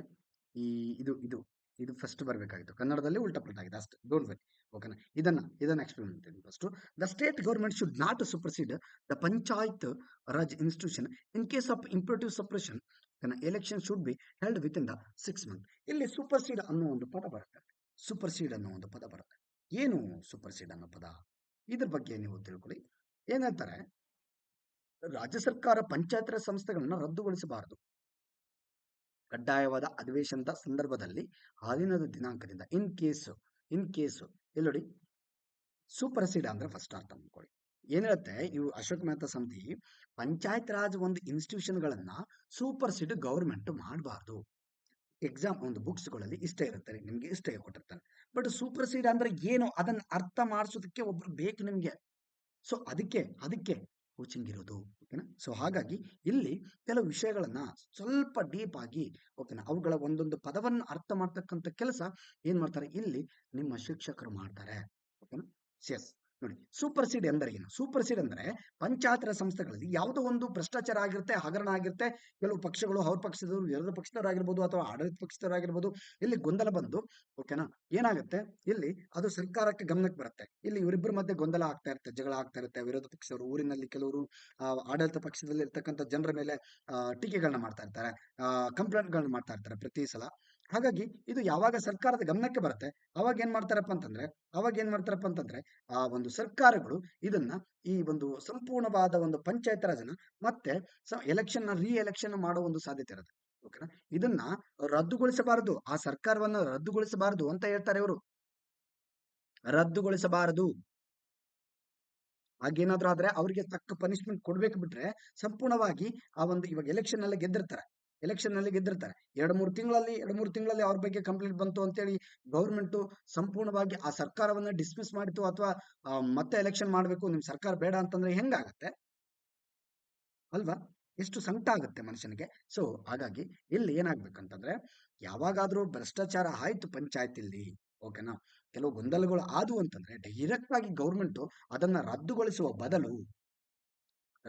ಬದಲು ಕೆಲವ್ರಿಗೆ ಅವ್ರಿಗೆ ಏನ್ ಮಾಡ್ಬೇಕು, ಪನಿಷ್ಮೆಂಟ್ ಕೊಡಬೇಕು, ಅಥವಾ ಯಾರು ಕರೆಕ್ಟ್ ಆಗಿ ಮಾಡಿಲ್ವೋ ಅವ್ರಿಗೆ ತಕ್ಕ ಶಿಕ್ಷೆ ಕೊಡಬೇಕು. ಓಕೆನಾ. ಸೊ ಇದು ಇನ್ನೇನಾದ್ರೂ ಇನ್ ಕೇಸ್ ಅವರು ಸೂಪರ್ಸೀಡ್ ಮಾಡಿದ್ದೇ ನಿಜ ಆದ್ರೆ, ರದ್ದುಗೊಳಿಸಿದ್ದೇ ನಿಜ ಆದ್ರೆ, ಅಶೋಕ್ ಮೆಹ್ತಾ ಅವ್ರು ಏನ್ ಹೇಳ್ತಾರೆ, ರದ್ದು ಮಾಡಬಾರ್ದು ಆತರ ಸರ್ಕಾರಗಳನ್ನ, ಪಂಚಾಯತ್ ರಾಜ್ ಸರ್ಕಾರಗಳನ್ನ, ಸ್ಥಳೀಯ ಮಟ್ಟದಲ್ಲಿ ಗೌರ್ಮೆಂಟ್ಗಳು. ಓಕೆನಾ. ಇನ್ ಕೇಸ್ ಮಾಡಿದರೆ ಏನ್ ಹೇಳ್ತಾರೆ, ಅದಕ್ಕೊಂದು ಸಜೆಷನ್ ಕೊಡ್ತಾರೆ. ಈ ಎಲೆಕ್ಷನ್ ಅನ್ನ ನೀವು 6 ತಿಂಗಳಲ್ಲಿ ಮತ್ತೆ ಕಂಡಕ್ಟ್ ಮಾಡಿ, ಮತ್ತೆ ಸರ್ಕಾರವನ್ನ ರಚನೆ ಮಾಡಿ. 6 ತಿಂಗಳು ಜಾಸ್ತಿ ಟೈಮ್ ತಗೋಬೇಡಿ. ಒಂದು ಅಭಿವೃದ್ಧಿ ಕುಂಠಿತ ಆಗುತ್ತೆ ಇಲ್ಲಿ. ಅಭಿವೃದ್ಧಿಯಲ್ಲಿ ಕುಂಠಿತ ಆಗುತ್ತೆ. ನೋಡ್ಬೋದು ನೀವು ನಮ್ಮ ಸರ್ಕಾರಗಳಲ್ಲಿ ಯಾವಾಗಾದ್ರೂ ಸಮ್ಮಿಶ್ರ ಸರ್ಕಾರ ಬಂತು ಅಂತಂದ್ರೆ ಅಭಿವೃದ್ಧಿಯಲ್ಲಿ ಕುಂಠಿತ ಆಗುತ್ತೆ. ಯಾವಾದ್ರೂ ಸರ್ಕಾರಗಳು ಬಿದ್ದೋದಾಗ ಮತ್ತೆ ಎಲೆಕ್ಷನ್ ಆದಾಗ ಅಭಿವೃದ್ಧಿಯಲ್ಲಿ ಕುಂಠಿತ ಆಗುತ್ತೆ. ಅವ್ರಿಗೆ ಎಲೆಕ್ಷನ್ ಬೇಕು, ಮತ್ತೆ ಇವರೆಲ್ಲ ಮತ್ತೆ ಸಚಿವ ಸಂಪುಟ ಮಾಡಬೇಕು, ಮತ್ತೆ 2 ವರ್ಷ ಟೈಮ್ ಹೋಗಬೇಕು. ಇರೋದ 5 ವರ್ಷದಲ್ಲಿ ಇಷ್ಟೆಲ್ಲ ಆಗ್ಬಿಟ್ರೆ ಅದರಲ್ಲಿ 3-4 ವರ್ಷ ಅಲ್ಲೇ ಹೋಗ್ಬಿಟ್ರೆ 1 ವರ್ಷದಲ್ಲಿ ಇನ್ನೇನು ಅಭಿವೃದ್ಧಿ ಮಾಡ್ತಾರೆ? ಸೊ ಈ ತರ ಆಗ್ಬಾರ್ದು. ಬೇಗ ಎಲೆಕ್ಷನ್ ಆಗ್ಬಿಡ್ಬೇಕಿಲ್ಲಿ, ಟೈಮ್ ಜಾಸ್ತಿ ತಗೋಬಾರ್ದು. ಅದನ್ನ ಅಶೋಕ್ ಮೆಹ್ತಾ ಅವರು ಬಹಳ ಸ್ಪಷ್ಟವಾಗಿ ಹೇಳ್ತಾರೆ. ನೋಡಿ, ಎಷ್ಟು ಸ್ಪಷ್ಟವಾಗಿ ಹೇಳ್ತಾರೆ ಅಂತಂದ್ರೆ, ನೋಡಿ, ಇಲ್ಲಿ ಬರ್ತಕ್ಕಂಥ ಕಮಿಟಿಗಳಲ್ಲಿ ಎಲ್ಲಾ ಕಮಿಟಿಗಳನ್ನ ಒಪ್ಪಬೇಕು, ಅವರೆಲ್ಲ ಹೇಳಿದ್ದು ಸರಿನೇ ಅಂತ ಅಲ್ಲ. ಅವರು ತಮ್ಮದೇ ಆದಂತ ಒಂದು ವಿವೇಚನೆಯಲ್ಲಿ ವಿಚಾರವನ್ನ ಹೇಳ್ತಾರೆ. ಅದನ್ನ ಒಪ್ಪಿಕೊಳ್ಳಬೇಕು ಅಂತ ಯಾವುದೇ ರೀತಿ ರೂಲ್ಸ್ ರೆಗ್ಯುಲೇಷನ್ ಅವ್ರು ಇಡೋದಿಲ್ಲ. ಒತ್ತಡ ಏರೋದಿಲ್ಲ, ಸರ್ಕಾರಗಳ ಮೇಲೆ ಒತ್ತಡ ಏರೋದಿಲ್ಲ. ಇಡೀ ಭಾರತದಲ್ಲಿ ಎಲ್ಲಾ ರಾಜ್ಯ ಸರ್ಕಾರಗಳು ನಮ್ಮ ಕಮಿಟಿಯ ಒಂದು ರೆಕಮೆಂಡೇಶನ್ಗಳನ್ನ ಒಪ್ಕೊಳ್ಳೇಬೇಕು ಅಂತೇಳಿ ಹೇಳೋದಿಲ್ಲ. ಹಂಗ ಹೇಳಲೂಬಾರದು. ಬಟ್ ಯಾವಾಗ 1993 ಆಕ್ಟ್, RDPR ಆಕ್ಟ್ ಬರುತ್ತೆ, ಆವಾಗ ಪಂಚಾಯತ್ ರಾಜ್ ವ್ಯವಸ್ಥೆಯನ್ನ ಎಲ್ಲಾ ರಾಜ್ಯ ಸರ್ಕಾರಗಳು, ಓಕೆನಾ, ಎಲ್ಲಾ ರಾಜ್ಯ ಸರ್ಕಾರಗಳು ನಡೆಸಬೇಕು, ಪಂಚಾಯತ್ ಇರಬೇಕು ಎಲ್ಲಾ ರಾಜ್ಯಗಳಲ್ಲಿ ಅನ್ನೋದು ಅಲ್ಲಿ ಕನ್ಫರ್ಮ್ ಆಗುತ್ತೆ. ಅದು ಯಾವುದು ಏನು 1993 ಆಕ್ಟ್ ಬಗ್ಗೆ ಹೇಳ್ತಕ್ಕಂಥ ಒಂದು ಸಮಿತಿ ಯಾವುದು, ಅದು ಏನ್ ಹೇಳುತ್ತೆ, ಹೆಂಗ್ ರಚನೆ ಆಯ್ತು ಈ ಒಂದು ಕಾಯ್ದೆ ಅನ್ನೋದನ್ನ ಮುಂದೆ ಬರ್ತಕ್ಕಂಥ ಕೆಲವು ಕಮಿಟಿಗಳಲ್ಲಿ ನೋಡ್ತಾ ಹೋಗೋಣ, ಸಂಪೂರ್ಣವಾಗಿ ಅಧ್ಯಯನ ಮಾಡ್ತಾ ಹೋಗೋಣ. ಓಕೆನಾ. ಎಸ್. ಹ್ಮ್. ಇನ್ನೊಂದು ಇಲ್ಲಿದೆ ನೋಡಿ, ಈ ಪಾಯಿಂಟ್ ನೋಡಿ ದಯವಿಟ್ಟು.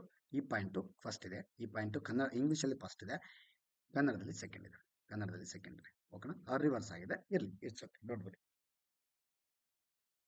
ಹ್ಮ್. ಎಸ್, ಟೈಪ್ ಮಾಡುವಾಗ ಸ್ವಲ್ಪ ವೇರಿಯೇಷನ್ ಆಗಿದೆ. ಇಲ್ಲಿ ನೋಡಿ, ಮುಖ್ಯ ಚುನಾವಣಾ ಆಯುಕ್ತರೊಂದಿಗೆ ಸಮಾಲೋಚಿಸಿ ನ್ಯಾಯ ಪಂಚಾಯತ್ಗಳನ್ನು ರಾಜ್ಯದ ಅಭಿವೃದ್ಧಿಯಿಂದ ಪ್ರತ್ಯೇಕ ಸಂಸ್ಥೆಗಳಾಗಿ ಇರಿಸಬೇಕು ಮತ್ತು ಪಂಚಾಯತ್ ರಾಜ್ ಚುನಾವಣೆಗಳಲ್ಲಿ ಆಯೋಜಿಸಬೇಕು. ಓಕೆನಾ. ಇಲ್ಲಿ ಏನ್ ಹೇಳ್ತಾರೆ, ನ್ಯಾಯ ಪಂಚಾಯತಿ should be kept as a separate body from the, ಓಕೆನಾ.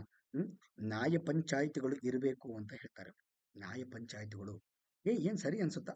ನ್ಯಾಯ ಪಂಚಾಯತಿಗಳಿದ್ರೆ ಏನೆಲ್ಲ ಒಂದು ಪ್ರಾಬ್ಲಮ್ಗಳು ಆಗಬಹುದು, ಓಕೆನಾ. ಅಶೋಕ್ ಮೆಹ್ತಾ ಸಮಿತಿಯಲ್ಲಿ ಏನ್ ಹೇಳ್ತಾರೆ ಅಂತಂದ್ರೆ, ಓಕೆನಾ, ಹ್ಮ್ ನ್ಯಾಯ ಪಂಚಾಯಿತಿಗಳು ಇರಬೇಕು.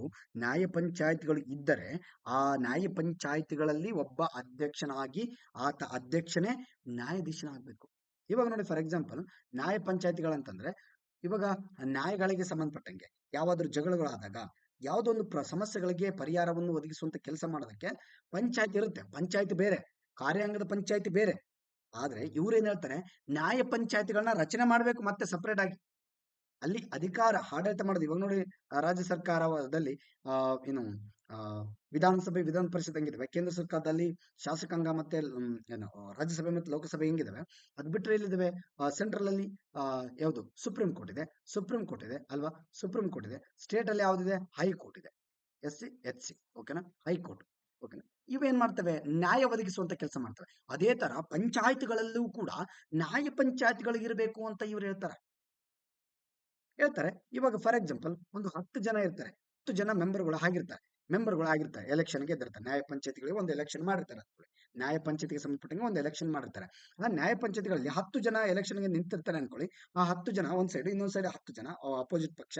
ಓಕೆನಾ, ಇಲ್ಲಿ ಎರಡು ಪಕ್ಷದಲ್ಲಿ ಯಾವುದೋ ಒಂದು ಪಕ್ಷದಲ್ಲಿ ಗೆಲ್ತಾರೆ. 10 ಜನರಲ್ಲಿ ಗೆಲ್ತಾರೆ. 10 ಜನ ಗೆಲ್ತಾರೆ, 20 ಜನ ಆ ಕಡೆ 10 ಈ ಕಡೆ 10 ನಿಂತಿರ್ತಾರೆ ಎರಡು ಪಕ್ಷದಿಂದ ಅಂತ ಅನ್ಕೊಳ್ಳಿ. ಓಕೆನಾ, 10 ಜನ ಗೆದ್ದಾಗ ಈ 10 ಜನರಲ್ಲಿ 9 ಜನ ಡಿಸೈಡ್ ಮಾಡಿ ಒಬ್ಬರನ್ನ ಅಧ್ಯಕ್ಷರನ್ನಾಗಿ ಮಾಡಬೇಕು. ಆ ಅಧ್ಯಕ್ಷ ಯಾನಾಗ್ಬೇಕು, ಏನ್ ಕೆಲಸ, ಆ ಅಧ್ಯಕ್ಷನ ಕೆಲಸ ಏನು, ನ್ಯಾಯಾಧೀಶನ ಕೆಲಸವನ್ನ ನಿರ್ವಹಿಸಬೇಕು. ನ್ಯಾಯಾಧೀಶನ ಕೆಲಸ ನಿರ್ವಹಿಸಬೇಕು. ಗೊತ್ತಾಯ್ತಲ್ವಾ. ನ್ಯಾಯ ಪಂಚಾಯತಿಗಳಿಗೆ ಸಪರೇಟ್ ಆದಂತ ಎಲೆಕ್ಷನ್ ಮಾಡಬೇಕು.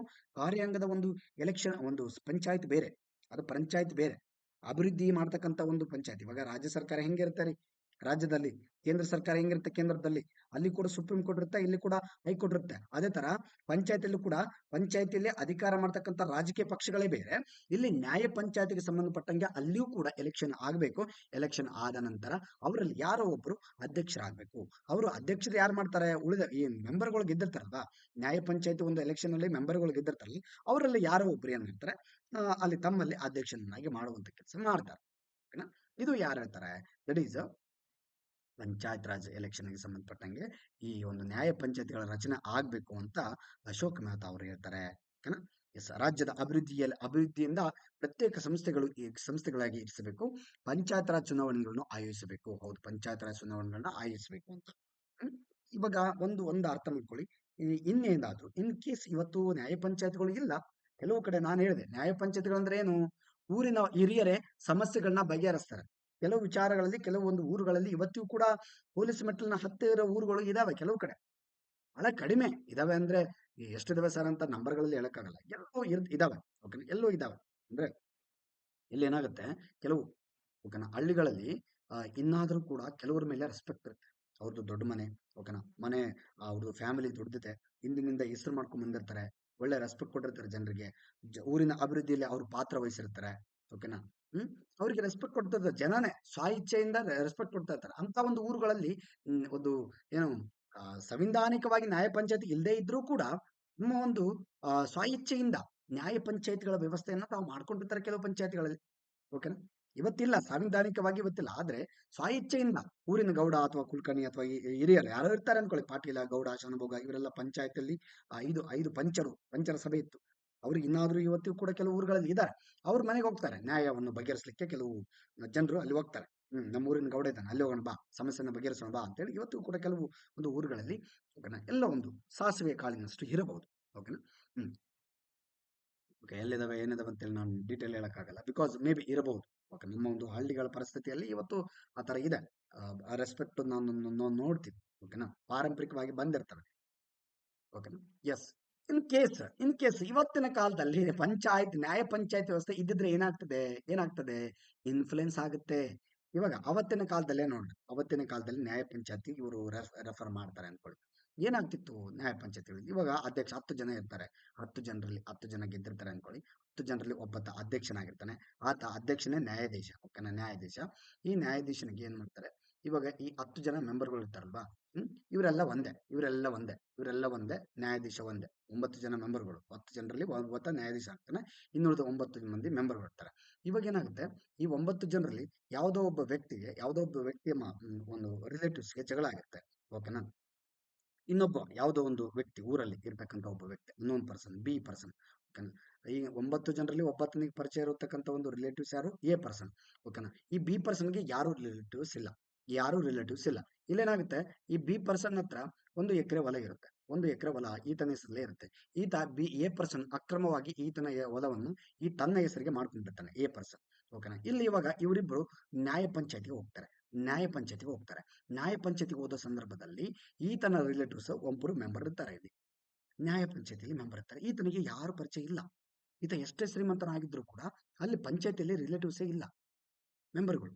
ಇವಾಗ ಏನಾಗುತ್ತೆ, ಇವಾಗ ಏನಾಗುತ್ತೆ, ಅದೇ ಒಂದು ನ್ಯಾಯ ಯಾರ ಪರವಾಗಿ ಆಗುತ್ತೆ ಇಲ್ಲಿ, ನ್ಯಾಯ ಯಾರ ಪರವಾಗಿ ತೀರ್ಪನ್ನು ಕೊಡಬೇಕಾಗುತ್ತೆ, ಎಲ್ಲಿ ಇರ್ತಕ್ಕಂಥ ರಿಲೇಟಿವ್ಸ್ ಅಲ್ಲಿ 9 ಮೆಂಬರ್ಗಳಲ್ಲಿ ಏನಿರ್ತಾರಲ್ಲ, ಇವ್ರೇನ್ ಮಾಡ್ತಾರೆ, ಇವರೆಲ್ಲ ಒಂದಾಗಿ ನ್ಯಾಯಾಧೀಶನ ಮೇಲೆ ಒತ್ತಡ ಇರ್ತಾರೆ. ಓ, ನಮ್ಮ ಪರವಾಗಿ, ಅವ್ರು ನಮ್ಮ ರಿಲೇಟಿವ್ಸ್ ರೀ, ಅದೇನಿರ್ಲಿ ಕೇಸು ನಮ್ಮ ಪರವಾಗಿ ಆಗ್ಬೇಕಂತ ಹೇಳ್ತಾರೆ. ಅವಾಗ ನ್ಯಾಯಾಧೀಶ ಅನಿವಾರ್ಯವಾಗಿ ಅನಿವಾರ್ಯವಾಗಿ ತಮ್ಮ ಒಂದು ಸದಸ್ಯರ ಪರವಾಗಿ, ಅವರಿಗೆ ಸಂಬಂಧ ಇರತಕ್ಕಂಥ ರಿಲೇಟಿವ್ಸ್ ಪರವಾಗಿ ಇಲ್ಲಿ ನ್ಯಾಯ ಒದಗಿಸುವಂತ ಕೆಲಸ ಮಾಡ್ತಾನೆ. ಇದು ಒಂದು ನಿಜವಾಗ್ಲೂ ಸೇರ್ಬೇಕಾದಂತ ಒಂದು ಜಾಗ, ಒಂದು ಹೊಲ ಈತನಿಗೆ, ಬಿ ಪರ್ಸನ್ಗೆ. ಓಕೆನಾ. ನ್ಯಾಯಯುತವಾಗಿ ಈತನಿಗೆ ಸೇರ್ಬೇಕಾದದ್ದು, ಆದ್ರೆ ಇಲ್ಲಿ ನೋಡಿ ಏನಾಗುತ್ತೆ, ಇನ್ಫ್ಲುಯೆನ್ಸ್, ಇವತ್ತು ಕೂಡ ಕೆಲವು ಒಂದು ನಾವು ಟೀಕೆ ಮಾಡ್ತಾ ಇರ್ತೇವೆ. ಓಕೆನಾ. ನಮ್ಮಲ್ಲಿ ಸಂವಿಧಾನ ಇದೆ, ಆದ್ರೂ ಕೂಡ ನ್ಯಾಯ ರಕ್ಷಣೆ ಕೆಲವು ಸಂದರ್ಭದಲ್ಲಿ ನ್ಯಾಯಾಲಯಗಳು ನಮ್ಮ ಒಂದು ಶಕ್ತಿಯನ್ನ ಕಳ್ಕೊಳ್ತವೆ ಅಂತ ಬಹಳ ಸಾರಿ ನಾವು ಹೇಳ್ತೀವಿ. ಓಕೆನಾ. ಅಧಿಕಾರ ಇದ್ದವ್ರ ಪರವಾಗಿ ಆಗುತ್ತೆ ರೀ, ದುಡ್ಡು ಇದ್ದವ್ರ ಪರವಾಗಿ ಆಗುತ್ತೆ ಅಂತ ಇವತ್ತಿಗೂ ಮಾತಾಡ್ತೀವಲ್ಲ. ಕೆಲವು ವಿಚಾರಗಳಲ್ಲಿ ಇವತ್ತಿಗೂ ಕೂಡ ಅದೇ ತರನೇ ಇದೆ. ಒಪ್ಪುವಂತ ವಿಚಾರ, ಎಲ್ಲರಿಗೂ ಗೊತ್ತಿರುವಂತ ವಿಚಾರ, ದುಡ್ಡಿದ್ರೆ ಸಾಕು, ನಮ್ದೇ ನ್ಯಾಯ, ಎಷ್ಟು ಜನರನ್ನ ಸಾಯಿಸಿ, ಓಕೆನಾ, ದುಡ್ಡಿದ್ರೆ ಸಾಕು ಅನ್ನೋ ಮಟ್ಟಿಗೆ ಕೆಲವು ಮೈಂಡ್ ಸೆಟ್ ಇದಾವೆ. ಆದ್ರೆ ನ್ಯಾಯಾಲಯಗಳು ಇವತ್ತು ಕೂಡ ಜನರ ಮನಸ್ಸಲ್ಲಿ, ಓಕೆನಾ, ಒಂದು ವಿಶ್ವಾಸವನ್ನು ಮೂಡಿಸಿವೆ. ನಾವು ನ್ಯಾಯವನ್ನು ಒದಗಿಸ್ತೀವಿ ಅಂತೇಳಿ ಹೈಕೋರ್ಟ್ ಆಗಿರ್ಬೋದು, ಸುಪ್ರೀಂ ಕೋರ್ಟ್ ಆಗಿರ್ಬೋದು, ಉನ್ನತ ಮಟ್ಟದ ಕೋರ್ಟ್ಗಳು, ನ್ಯಾಯಾಲಯಗಳು, ಓಕೆನಾ, ತಮ್ಮ ಪಾತ್ರವನ್ನ ಅಥವಾ ತಮ್ಮ ಒಂದು ಕೆಲಸವನ್ನ ನಿಯತ್ತಾಗಿ ಮಾಡ್ತಾ ಇದ್ದಾರೆ. ಜವಾಬ್ದಾರಿಯನ್ನು ವಹಿಸಿಕೊಂಡು ಸಾಕಷ್ಟು ಸಲ ಏನ್ ಮಾಡ್ತಾರೆ, ಏನು ಕರೆಕ್ಟ್ ಆಗಿರ್ತಕ್ಕಂಥ ನ್ಯಾಯವನ್ನು ಕೊಟ್ಟಂತ ಜಡ್ಜ್ಗಳು ಕೂಡ ನಮ್ಮಲ್ಲಿ ಇದಾರೆ ಇವಾಗ್ಲೂ ಕೂಡ. ಓಕೆನಾ. ಸೊ ಎಲ್ಲಾ ಟೈಮಲ್ಲೂ ಕೂಡ ನ್ಯಾಯಾಲಯ ಕೈ ಬಿಡ್ತವೆ ಅಂತಲ್ಲ, ಇವತ್ತು ಸಂವಿಧಾನ ಇದೆ, ನ್ಯಾಯಾಲಯ ಕೈ ಬಿಡುವಂತ ಒಂದು ಸಂಗತಿ ಇಲ್ಲ. ಓಕೆನಾ. ಹೌದು. ಅದೇನಿರ್ಲಿ, ಮುಂದೆ ಮತ್ತೆ ಚರ್ಚೆ ಮಾಡ್ತಕ್ಕಂಥ ಕೆಲಸ ಮಾಡೋಣ. ಅರ್ಥ ಆಯ್ತಲ್ವಾ. ನ್ಯಾಯ ಪಂಚಾಯತ್ಗಳು ವ್ಯವಸ್ಥೆಗೆ ಇವರು ಮಾಡ್ತಾರೆ, ಒಂದು ತಮ್ಮ ರೆಕಮೆಂಡೇಶನ್, ಶಿಫಾರಸು ಮಾಡ್ತಾರೆ, ನ್ಯಾಯ ಪಂಚಾಯತ್ಗಳನ್ನ ಮಾಡಿ ಊರಲ್ಲಿ ಅಂತ. ಅದೇ ರೀತಿ ಇಲ್ಲಿ ಇನ್ನೊಂದು ಸೂಪರ್ಸೀಡ್ ಮಾಡಬಾರದು ಸರ್ಕಾರಗಳು. ಇನ್ ಕೇಸ್ ಮಾಡಿದ್ರೆ 6 ತಿಂಗಳೊಳಗೆ ಇಮಿಡಿಯೇಟ್ಲಿ ಎಲೆಕ್ಷನ್ ಮಾಡಿ ಮತ್ತೆ ಅಧಿಕಾರದಲ್ಲಿ ಬರ್ಬೇಕು ಯಾರಾದ್ರು, ಇವಾಗ ಅಭಿವೃದ್ಧಿ ಆಗುತ್ತೆ ಪಂಚಾಯತ್ ಅಂತ ಇವ್ರು ಹೇಳ್ತಾರೆ, ಅಶೋಕ್ ಮೆಹ್ತಾ ಅವರು. ನೋಡಿ, ಇಲ್ಲಿ ಕೆಲವು ಒಂದು ಗೊಂದಲಗಳಿದಾವೆ, ಕೆಲವು ನೆಗೆಟಿವ್ ಪಾಯಿಂಟ್ಸ್ ತರ ಕಾಣ್ತವೆ, ಕೆಲವು ಏನು ಒಳ್ಳೇದಪ್ಪ, ಚೆನ್ನಾಗಿದೆ, ಇದ್ರೆ ಹಿಂಗಾಗುತ್ತೆ, ಚೆನ್ನಾಗ್ ಆಗ್ತಾ ಇತ್ತು, ಇವತ್ತು ಹಿಂಗಿದ್ರೆ ಅಭಿವೃದ್ಧಿ ಆಗುತ್ತೆ ಇವ್ರು ಹೇಳಿದ ಪ್ರಕಾರ ಅಂತ ಹೇಳ್ಬೋದು, ಅಲ್ವಾ. Yes, you can see here, this is the V A batch course. ನೀವು ಈ ಬ್ಯಾಚ್ ಕೋರ್ಸ್ಗೆ ಒಂದು ಅಡ್ಮಿಟ್ ಆದ್ರೆ, ಓಕೆನಾ, ಇಲ್ಲಿ ನಿಮಗೆ ಎಲ್ಲಾ ರೀತಿಯ ಸಿಲೆಬಸ್ಗಳನ್ನ ಮಾಡಿಕೊಡೋ ಒಂದು ಸಾಹಸ ಮಾಡ್ತಾರೆ. ಅದೇ ರೀತಿ ಇಲ್ಲಿ ನಿಮ್ಗೆ ಎಲ್ಲಾ ರೀತಿಯ ನ್ಯಾಯ ಒದಗಿಸುವಂತ ಕೆಲಸ ಆಗುತ್ತೆ. ಎಕ್ಸಾಮಿಗೆ ಸಂಬಂಧಪಟ್ಟಂಗೆ ಅಲ್ಟಿಮೇಟ್ ಆಗಿ ಒಳ್ಳೆ ಒಳ್ಳೆ ಎಜುಕೇಟರ್ಸ್ ಇದ್ದಾರೆ ಎಲ್ಲ ಸಬ್ಜೆಕ್ಟ್ಗಳಿಗೆ ಸಂಬಂಧಪಟ್ಟಂಗೆ. ಓಕೆನಾ. ಯಾವುದೇ ರೀತಿ ಮೋಸ ಅಂತೂ ಆಗೋದಿಲ್ಲ. ಈ ಒಂದು ಬ್ಯಾಚ್ ಕೋರ್ಸ್ ಇಂದ ನಿಮಗೆ ಸಂಪೂರ್ಣವಾಗಿ ಉಪಯೋಗ ಹಾಗೆ ಆಗುತ್ತೆ, 100% ಉಪಯೋಗ ಹಾಗೆ ಆಗುತ್ತೆ. ಇದರ ಒಂದು ಸದುಪಯೋಗ ಪಡಿಸುವಂತ ಕೆಲಸ ನೀವು ಮಾಡಬೇಕಾಗಿದೆ. ಓಕೆನಾ. ಎಸ್, ಬ್ಯಾಚ್ ಕೋರ್ಸ್ನ ಒಂದು ಫೀಸ್ ಇಷ್ಟಿದೆ. ಓಕೆನಾ, ಇಷ್ಟಿದೆ. ಎಸ್, ಅದೇ ರೀತಿ ಇಲ್ಲಿ ಅನುಭವಿ ಶಿಕ್ಷಕರಿಂದ ತರಬೇತಿ ಕೊಡಲಾಗುತ್ತೆ. ಆನ್ಲೈನ್ ಕ್ಲಾಸ್ ಲೈವ್ ಇರುತ್ತೆ, ಮತ್ತೆ ರೆಕಾರ್ಡೆಡ್ ಕ್ಲಾಸ್ ಕೂಡ ಇರ್ತವೆ. ನೀವು ರೆಕಾರ್ಡೆಡ್ ಕ್ಲಾಸ್ ನೋಡ್ಬೋದು. ಇವಾಗ ಫಾರ್ ಎಕ್ಸಾಂಪಲ್ ನೋಡಿ, ಆಫ್ಲೈನ್ ಕ್ಲಾಸ್ ಅಲ್ಲಿ ಟೈಮ್ಸ್ ಏನಾಗುತ್ತೆ, ನಾವು ಒಂದು ಸರಿ ಆನ್ಲೈನ್ ಎಷ್ಟು ಒಂದು ಅಪರ್ಚುನಿಟಿ ಇದೆ ಆಗುತ್ತಾ, ಹಾಗಂತ ನಾನು ಆಫ್ಲೈನ್ ಕೋಚಿಂಗ್ ಸೆಂಟರ್ಗಳನ್ನ ಡಿಮೋಟಿವ್ ಮಾಡ್ತಾ ಇಲ್ಲ, ಜಸ್ಟ್ ನಾನು ನಿಮ್ಗೆ ಹೇಳ್ತಾ ಇದ್ದೇನೆ, ಆನ್ಲೈನ್ ಒಂದು ಇದರಿಂದ ಬಹಳ ಯೂಸ್ ಇದೆ ಅಂತ ಹೇಳ್ಬೋದು. ಅದೇ ರೀತಿ ಎಲ್ಲಾ ವಿಚಾರಗಳ್ರಿ, ಆನ್ಲೈನ್ ಅಲ್ಲಿ ಕೂಡ ಕೆಲವು ಸರಿ ಏನಾಗುತ್ತೆ, ಜಾಸ್ತಿ ಮೊಬೈಲ್ ನೋಡೋದ್ರಿಂದ ಕಣ್ಣು ಹೋಗ್ತವೆ, ಆ ತರ ಎಲ್ಲ ಇದಾವೆ. ಇದೇನಿರ್ಲಿ, ಚರ್ಚೆ ಬೇಡ. ಇಲ್ಲಿ ಆ ರೆಕಾರ್ಡ್ ಕ್ಲಾಸಸ್ ಇರ್ತವೆ. ಆಮೇಲೆ ವಿ ಎಗೆ ಸಂಬಂಧಿಸಿದಂತೆ 20 ಒಂದು 20ಕ್ಕೂ ಅಧಿಕ ಮಾಡೆಲ್ ಟೆಸ್ಟ್ಗಳನ್ನ ಕಂಡಕ್ಟ್ ಮಾಡ್ತಾರೆ. ಓಕೆನಾ. ಅತಿ ಕಡಿಮೆ ಅವಧಿಯಲ್ಲಿ ಎಲ್ಲಾ ವಿಷಯಗಳನ್ನ ಬೋಧನೆ ಮಾಡುವಂತ ಕೆಲಸ ಇಲ್ಲಿ ಮಾಡ್ತಾರೆ. ಬಿಕಾಸ್ ನುರಿತ ಶಿಕ್ಷಕರು ಇಲ್ಲಿ ಇದ್ದಾರೆ. ಓಕೆನಾ. ಬಹಳಷ್ಟು ಪ್ರಭಾವಿ ವ್ಯಕ್ತಿಗಳು ಅಥವಾ ಅನುಭವಿ ಶಿಕ್ಷಕರು ಇಲ್ಲಿ ಇದ್ದಾರೆ ಅಂತ ಹೇಳ್ಬೋದು. ಮತ್ತೆ ಒಂದು ಸಲ ರಿಜಿಸ್ಟರ್ ಮಾಡಿದ್ರೆ 6 ತಿಂಗಳೊಳಗೆ ಈ ತರಗತಿಗಳನ್ನು ಪಡಿಬಹುದು. ಇನ್ ಕೇಸ್ ನೀವು ಇವತ್ತು ರಿಜಿಸ್ಟರ್ ಆದ್ರೆ, ಓಕೆನಾ, 6 ತಿಂಗಳು, ಅಪ್ ಟು 6 ತಿಂಗಳು ನಿಮಗೆ ವ್ಯಾಲಿಡಿಟಿ ಇರುತ್ತೆ. 6 ತಿಂಗಳು ವ್ಯಾಲಿಡಿಟಿ ಇರುತ್ತೆ. ಓಕೆನಾ. 6 ತಿಂಗಳಲ್ಲಿ ನೀವು ಯಾವಾಗ ನಾನು ಒಂದು ವಾರ ಕ್ಲಾಸ್ ಕೇಳಿಲ್ಲಪ್ಪ ಅಂದ್ರೆ ನೀವೇನ್ ಮಾಡ್ಬೋದು, ಜಸ್ಟ್ ಇಲ್ಲಿ ರೆಕಾರ್ಡೆಡ್ ಕ್ಲಾಸ್ ಇರ್ತವೆ, ನೀವು ನೋಡ್ಕೋಬಹುದು. ಓಕೆನಾ? ಎಸ್, ಇರಲಿ. ಆಮೇಲೆ ಪಿ ಡಿ ಎಫ್ ನೋಟ್ಸ್ ಇರುತ್ತೆ ಮತ್ತು ಪ್ರಶ್ನೆ ಪತ್ರಿಕೆ ಇಲ್ಲಿ ಇರುತ್ತೆ. ಓಕೆನಾ? ಪಿ ಡಿ ಎಫ್ ನೋಟ್ಸ್ ನಿಮಗೆ ಇವನ್ ನಮ್ಮ ನೋಟ್ಸ್ ಆದ್ರೂ ಕೂಡ ನಿಮಗೆ ಅಲ್ಲಿ ಸಿಗುತ್ತೆ. ಡೆಫಿನೆಟ್ಲಿ ಇಲ್ಲಿ ಇರ್ತಕ್ಕಂಥ ಏನು ಕ್ಲಾಸಲ್ಲಿ ನಾನು ಮಾಡಿದಂಥ ಒಂದು ಕ್ಲಾಸಲ್ಲಿ ನೋಟ್ಸು ನಿಮಗೆ ಡೆಫಿನೆಟ್ಲಿ ಅಲ್ಲಿ ಸಿಗುತ್ತೆ. ಓಕೆನಾ? ಎಸ್, ನೋಡಿರ್ಬೋದು ನೀವು ಶ್ರೀಯುತ ವಿ.ಆರ್. ಬಿಸ್ನಳ್ಳಿ ಸರ್ ಅವರ ಒಂದು ನೇತೃತ್ವದಲ್ಲಿ, ಅವರ ಒಂದು ಮಾರ್ಗದರ್ಶನದಲ್ಲಿ ಈ ಒಂದು ಕೆ ಎಸ್ ಗುರುಜಿ ಸಂಸ್ಥೆ, ಓಕೆನಾ, ಬಹಳ ಒಂದು ವಿದ್ಯಾರ್ಥಿಗಳಿಗೆ ಉನ್ನತವಾದ ಒಂದು ಜ್ಞಾನವನ್ನ ಒಂದು ಉಣಿಸುವಂತ ಕೆಲಸ ಮಾಡ್ತಾ ಇದೆ. ಓಕೆನಾ? ಅವರಿಗೆ ಜ್ಞಾನದ ಒಂದು ಹಸಿವಿನ ಹೊಟ್ಟೆಯನ್ನ ತುಂಬಿಸುವಂತ ಕೆಲಸ ಇಲ್ಲಿ ಕೆ.ಎಸ್. ಗುರುಜಿ ವತಿಯಿಂದ ಆಗ್ತಾ ಇದೆ. ಇಲ್ಲಿ ನಿಮಗೆ ಕೆ.ಎಸ್. ಮತ್ತು ಪಿ.ಎಸ್.ಐ. ಪಿ.ಡಿ.ಒ, ಒಂದು ವಿಲೇಜ್ ಅಕೌಂಟ್ಗೆ ಸಂಬಂಧಪಟ್ಟಂಗೆ, ಅದೇ ರೀತಿ ಎಸ್.ಡಿ. ಎಫ್.ಡಿ.ಎ, ಓಕೆನಾ, ಗ್ರೂಪ್ ಸಿ, ಪಿ.ಸಿ ಎಲ್ಲ ಎಕ್ಸಾಮ್ಗಳಿಗೆ ಸಂಬಂಧಪಟ್ಟಂಗೆ, ಓಕೆನಾ, ಸಂಪೂರ್ಣವಾಗಿ, ಓಕೆನಾ, ಕರ್ನಾಟಕ ಒಂದು ಸರ್ಕಾರದಲ್ಲಿ ಅಥವಾ ಕರ್ನಾಟಕ ಒಂದು ರಾಜ್ಯದಲ್ಲಿ ಏನೆಲ್ಲ ಎಕ್ಸಾಮ್ಗಳಾಗ್ತವೆ ಎಲ್ಲದಕ್ಕೂ ಕೂಡ ಉಪಯೋಗ ಆಗ್ತಕ್ಕಂಥ ಒಂದು ಒಂದು ಕ್ಲಾಸಸ್ಗಳು ಇಲ್ಲಿ ನಿಮಗೆ ಲಭ್ಯವಾಗ್ತವೆ. ಓಕೆನಾ? ಎಸ್ ಎಸ್, ನೀವು ಹೆಚ್ಚಿನ ಮಾಹಿತಿಗಾಗಿ ಈ ಒಂದು ನಂಬರ್ಗೆ ಕಾಂಟ್ಯಾಕ್ಟ್ ಮಾಡಿ. ಅದು ಅದು ಅದರ ಜೊತೆ ನೀವು ಕೆ.ಎಸ್. ಗುರುಜಿ ಟೆಲಿಗ್ರಾಮ್ ಚಾನಲ್ ಆಗಿರ್ಬೋದು, ಕೆ.ಎಸ್. ಗುರುಜಿ ಆ್ಯಪ್ ಆಗಿರ್ಬೋದು, ಇನ್ಸ್ಟಾಲ್ ಮಾಡ್ಕೊಳ್ಳಿ. ಓಕೆನಾ? ಗೂಗಲ್ ಪ್ಲೇ ಸ್ಟೋರ್ ಅಲ್ಲಿ ಸಿಗುತ್ತೆ ನಿಮಗೆ. ಓಕೆನಾ? ಕೆ.ಎಸ್. ಗುರುಜಿ ಟೆಲಿಗ್ರಾಮ್ ಚಾನಲ್ ಕೂಡ ಇದೆ. ಆ ಟೆಲಿಗ್ರಾಮ್ ಚಾನಲ್ ಡಿಸ್ಕ್ರಿಪ್ಷನ್ ಬಾಕ್ಸ್ ಅಲ್ಲಿ ಇರುತ್ತೆ. ಓಕೆನಾ? ಯೂಟ್ಯೂಬ್ ಅಲ್ಲಿ ಅದನ್ನ ಒಂದು ಕ್ಲಿಕ್ ಮಾಡೋದ್ರ ಮುಖಾಂತರ ನೀವು ಟೆಲಿಗ್ರಾಮ್ ಗ್ರೂಪ್ಗೆ ಜಾಯ್ನ್ ಆಗಬಹುದು. ಈ ಜಾಯ್ನ್ ಆಗೋದ್ರ ಒಂದು ಉಪಯೋಗ ಏನಾಗುತ್ತೆ ಅಂತಂದ್ರೆ, ಕೆ.ಎಸ್. ಗುರುಜಿ ಏನ್ ಮಾಡ್ತಾ ಇದೆ, ಮುಂದೆ ಏನೆಲ್ಲ ಒಂದು ಇನಿಷಿಯೇಟಿವ್ ನ ಮಾಡ್ತಾ ಇದೆ, ಓಕೆನಾ, ಎಲ್ಲಿ ನೋಟ್ಸ್ ಸಿಗುತ್ತೆ, ಏನೆಲ್ಲ ಒಂದು ವಿಷಯಗಳು, ಕಾಂಪಿಟೇಟಿವ್ಗೆ ಸಂಬಂಧಪಟ್ಟಂಗೆ ಎಲ್ಲಾ ವಿಷಯಗಳು, ಆಮೇಲೆ ಕೆ.ಎಸ್. ಗುರುಜಿಯಲ್ಲಿ ಯಾವ ರೀತಿ ಕ್ಲಾಸಸ್ ಆಗ್ತವೆ, ಹೆಚ್ಚಿನ ಮಾಹಿತಿ ಅಲ್ಲಿ ನಿಮಗೆ ಟೆಲಿಗ್ರಾಮ್ ಚಾನಲ್ ಅಲ್ಲಿ ಸಿಗುತ್ತೆ. ಓಕೆನಾ? ಎಸ್, ಇದನ್ನ ನಿಮಗೆ ಯೂಟ್ಯೂಬ್ ಅಲ್ಲಿ ಇರುತ್ತೆ. ಇವನ್ ವಾಟ್ಸಪ್ ಕಾಂಟ್ಯಾಕ್ಟ್ ಕೂಡ ಮಾಡ್ಬೋದು. ಅದೇ ರೀತಿ ನೀವು ಮೊಬೈಲ್ ಕಾಂಟ್ಯಾಕ್ಟ್ ಕೂಡ ಮಾಡ್ಬೋದು. Yes. ಹೆಚ್ಚಿನ ಮಾಹಿತಿಗೆ ಈ ನಂಬರ್ನ ನೀವು ಸಂಪರ್ಕ ಮಾಡಿದರೆ ಡೆಫಿನೆಟ್ಲಿ ನಿಮಗೆ ಎಲ್ಲಾ ರೀತಿಯ ಒಂದು ಪರಿಹಾರಗಳು ಸಿಗ್ತವೆ. ಇದಕ್ಕೆ ಸಂಬಂಧಪಟ್ಟಂಗೆ, ಎಕ್ಸಾಮ್ಗೆ ಸಂಬಂಧಪಟ್ಟಂಗೆ. ಓಕೆನಾ? ಎಸ್. ಟೋಟಲ್ ಆಗಿ ಹೇಳೋದಾದ್ರೆ, ಅತ್ಯುತ್ತಮವಾದ ಉನ್ನತವಾದಂತಹ ಒಂದು ತರಗತಿಗಳು ಕೆ.ಎಸ್. ಗುರುಜಿ ವತಿಯಿಂದ ಆಗ್ತವೆ. ಇದರ ಸದುಪಯೋಗವನ್ನು ಸಂಪೂರ್ಣವಾಗಿ ನೀವು ಪಡೆದುಕೊಳ್ಳಿ ಅನ್ನೋದು ನಮ್ಮ ಮನವಿಯಾಗಿರುತ್ತೆ. ಓಕೆನಾ? ಎಸ್. ನೋಡಿ, 2,500 ಅನ್ನೋದು 6 ತಿಂಗಳಿಗೆ ಏನು ದೊಡ್ಡ ಫೀಸ್ ಅಲ್ಲ ಇದು ನನ್ನ ಪ್ರಕಾರ. ಓಕೆನಾ? ಯಾಕಂದ್ರೆ ಇಲ್ಲಿ ಇರೋದು ನಿಮಗೆ ಆರು ತಿಂಗಳ ಒಂದು ವ್ಯಾಲಿಡಿಟಿ. 6 ತಿಂಗಳ ವ್ಯಾಲಿಡಿಟಿ ಅಂತಂದ್ರೆ ಒಂದೊಂದು ತಿಂಗಳಿಗೆ ಇದು ಮಾಡಿದ್ರು ಕೂಡ ನಿಮಗೆ ಬಹಳ ಏನು ಬೆಳೆದಲ್ಲ. ನೀವು ರಿಚಾರ್ಜ್ ಮಾಡ್ಕೋತಿರಲ್ಲ, ಅದಕ್ಕಿಂತ ಕಡಿಮೆನೇ ಬೀಳುತ್ತೆ ಅಂತ ಹೇಳ್ಬೋದು.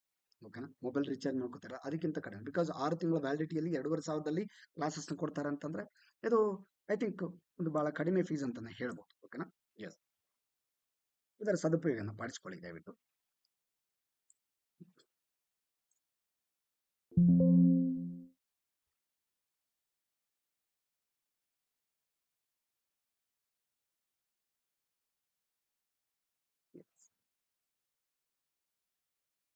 ಓಕೆ, ಜಿ.ವಿ.ಕೆ. ರಾವ್ ಕಮಿಟಿ. ಓಕೆನಾ? ಎಸ್, ಈ ಒಂದು ಕಮಿಟಿಯನ್ನ ಯಾರು ನೇಮಕ ಮಾಡಿದರು ಅಂತ ಬಹಳ ಇಂಪಾರ್ಟೆಂಟ್. ಯಾಕಂದ್ರೆ ಇಲ್ಲಿ ಇದು ಒಂದು ಸ್ಪೆಷಲ್ ಏನಂತಂದ್ರೆ, ಪ್ಲಾನಿಂಗ್ ಕಮಿಷನ್, ಯೋಜನಾ ಆಯೋಗ ಈ ಒಂದು ಕಮಿಟಿಯನ್ನ ನೇಮಕ ಮಾಡುತ್ತೆ. ಓಕೆನಾ? ಈ ಒಂದು ಕಮಿಟಿಯನ್ನ ನೇಮಕ ಮಾಡೋದು ಎಕ್ಸಾಮ್ ಅಲ್ಲಿ ಇದನ್ನ ಡೈರೆಕ್ಟ್ ಆಗಿ ಕೇಳ್ತಾರೆ. ಡೈರೆಕ್ಟ್ ಆಗಿ ಏನ್ ಕೇಳ್ತಾರೆ, ಯೋಜನಾ ಆಯೋಗವನ್ನ ನೇಮಕ ಮಾಡ್ತಕ್ಕಂಥದ್ದು ಯಾವುದು ಅಂತ. ಓಕೆನಾ? ಎಸ್.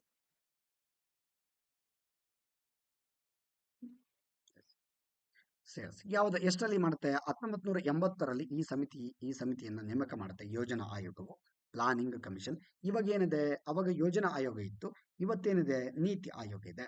ಏನ್ ಕೆಲಸ ಸರ್ ನೀತಿ ಆಯೋಗ ಮತ್ತು ಯೋಜನಾ ಆಯೋಗದ ಅಂತಂದ್ರೆ, ಒಂದು ಥಿಂಕ್ ಟ್ಯಾಂಕ್ ಆಗಿ ಕೆಲಸ ಮಾಡುತ್ತೆ. ಏನ್ ಥಿಂಕ್ ಟ್ಯಾಂಕ್ ಹೆಸರು ಬೇರೆ ಇದೇ ತರ ಕೇಳಿದ್ವಿ ಸರ್, ಅವುಗಳ ಅರ್ಥ ಸರಿಯಾಗಿ ನಮಗೆ ಅರ್ಥ ಆಗ್ತಾ ಇಲ್ಲ, ಡೆಫಿನೆಟ್ ಆಗಿ ಪರ್ಟಿಕ್ಯುಲರ್ ಆಗಿ ಎಕ್ಸಾಕ್ಟ್ ಆಗಿ ತಿಳಿತಾ ಇಲ್ಲ ಅಂತಂದ್ರೆ ನೋಡಿ, ಒಂದು ಇವಾಗ ಫಾರ್ ಎಕ್ಸಾಂಪಲ್ ನೀವು ನಿಮ್ಮ ಜೀವನವನ್ನ ಅಭಿವೃದ್ಧಿ ಪಡಿಸ್ಕೊಳ್ಳಿಕ್ಕೆ ಏನ್ ಮಾಡಬೇಕು, ಒಂದು ಜಾಬ್ ತಗೊಳ್ಬೇಕು, ಚೆನ್ನಾಗಿ ಒಳ್ಳೆ ಪೊಸಿಷನ್ ಇರಬೇಕು ಅಂತ ಆಸೆ ಪಡ್ತೀರ ಅಲ್ವಾ? ಆಸೆ ಪಡ್ತಾರೆ. ನೀವು ನಿಮ್ಮನ್ನ ಡೆವಲಪ್ಮೆಂಟ್ ಮಾಡೋದಕ್ಕೆ ಒಂದು ಎಕ್ಸಾಮ್ ಅನ್ನ ಬರಿಬೇಕು, ಆವಾಗ ಒಂದು ಜಾಬ್ ಸಿಗುತ್ತೆ, ಒಂದು ಹಂತದ ಒಂದು ಜೀವನ ಸೆಟಲ್ಮೆಂಟ್ ಆಗುತ್ತೆ, ಅಲ್ಲಿಂದ ಜೀವನ ಒಂದು ರೀತಿ ಉತ್ತಮವಾಗಿ ನಡೆಯುತ್ತೆ ಅಲ್ವಾ? ಇವತ್ತಿನ ಕಾಲದಲ್ಲಿ ಒಂದು ಜಾಬ್ ಬೇಕಾಗಿರುತ್ತೆ. ಆ ಜಾಬ್ ಪಡ್ಲಿಕ್ಕೆ ನೀವು ಏನೆಲ್ಲ ಪ್ಲಾನ್ ಮಾಡ್ತೀರಾ? ಒಂದು ಒಳ್ಳೆ ಪ್ಲಾನ್ ಬೇಕು. ಒಂದು ಜಾಬ್ ತಗೋಬೇಕಂತಂದ್ರೆ ಅರ್ಧಂಬರ್ಧ ಓದಿದೆ, ನಾನು ಹೆಂಗಂಗೆ ಮನ್ಸಿಗೆ ಬಂದಂಗೆ ಓದ್ತೆ ಅಂದ್ರೆ ಆಗೋದಿಲ್ಲ ಇಲ್ಲಿ. ಓಕೆನಾ? ಆಗೋದಿಲ್ಲ.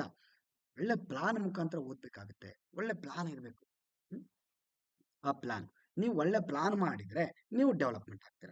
ಅದೇ ತರ ಇಲ್ಲಿ ಒಂದು ದೇಶದ ಅಭಿವೃದ್ಧಿ ಆಗ್ಬೇಕು, ಒಂದು ದೇಶ ಉತ್ತಮವಾಗಿ ಸುಗಮವಾಗಿ ನಡಿಬೇಕು ಅಂತಂದ್ರೆ ಅಲ್ಲಿ ನಿಮ್ಗೆ ಏನ್ ಬೇಕಪ್ಪ ಅಂತಂದ್ರೆ ಒಳ್ಳೆ ಪ್ಲಾನ್ ಮಾಡ್ತಕ್ಕಂಥ ಒಬ್ಬ ವ್ಯಕ್ತಿ ಬೇಕಾಗಿರುತ್ತೆ. ಪ್ಲಾನ್ ಮಾಡಬೇಕು, ಮುಂದೆ ಏನ್ ಮಾಡ್ಬೇಕು, ನಮ್ಮ ದೇಶ ಅಭಿವೃದ್ಧಿ ಆಗ್ಬೇಕಂದ್ರೆ ಏನೆಲ್ಲ ಸಾಧನೆಗಳನ್ನ ಮಾಡಬೇಕು, ಯಾವ್ಯಾವ ವಿಷಯಗಳಲ್ಲಿ ಅಭಿವೃದ್ಧಿ ಆಗ್ಬೇಕು ಅಂತ ಬರೋದಾದ್ರೆ ಇಲ್ಲೇನಾಗುತ್ತೆ, ನೀತಿ ಆಯೋಗ ಅಂತ ಇವತ್ತಿದೆ.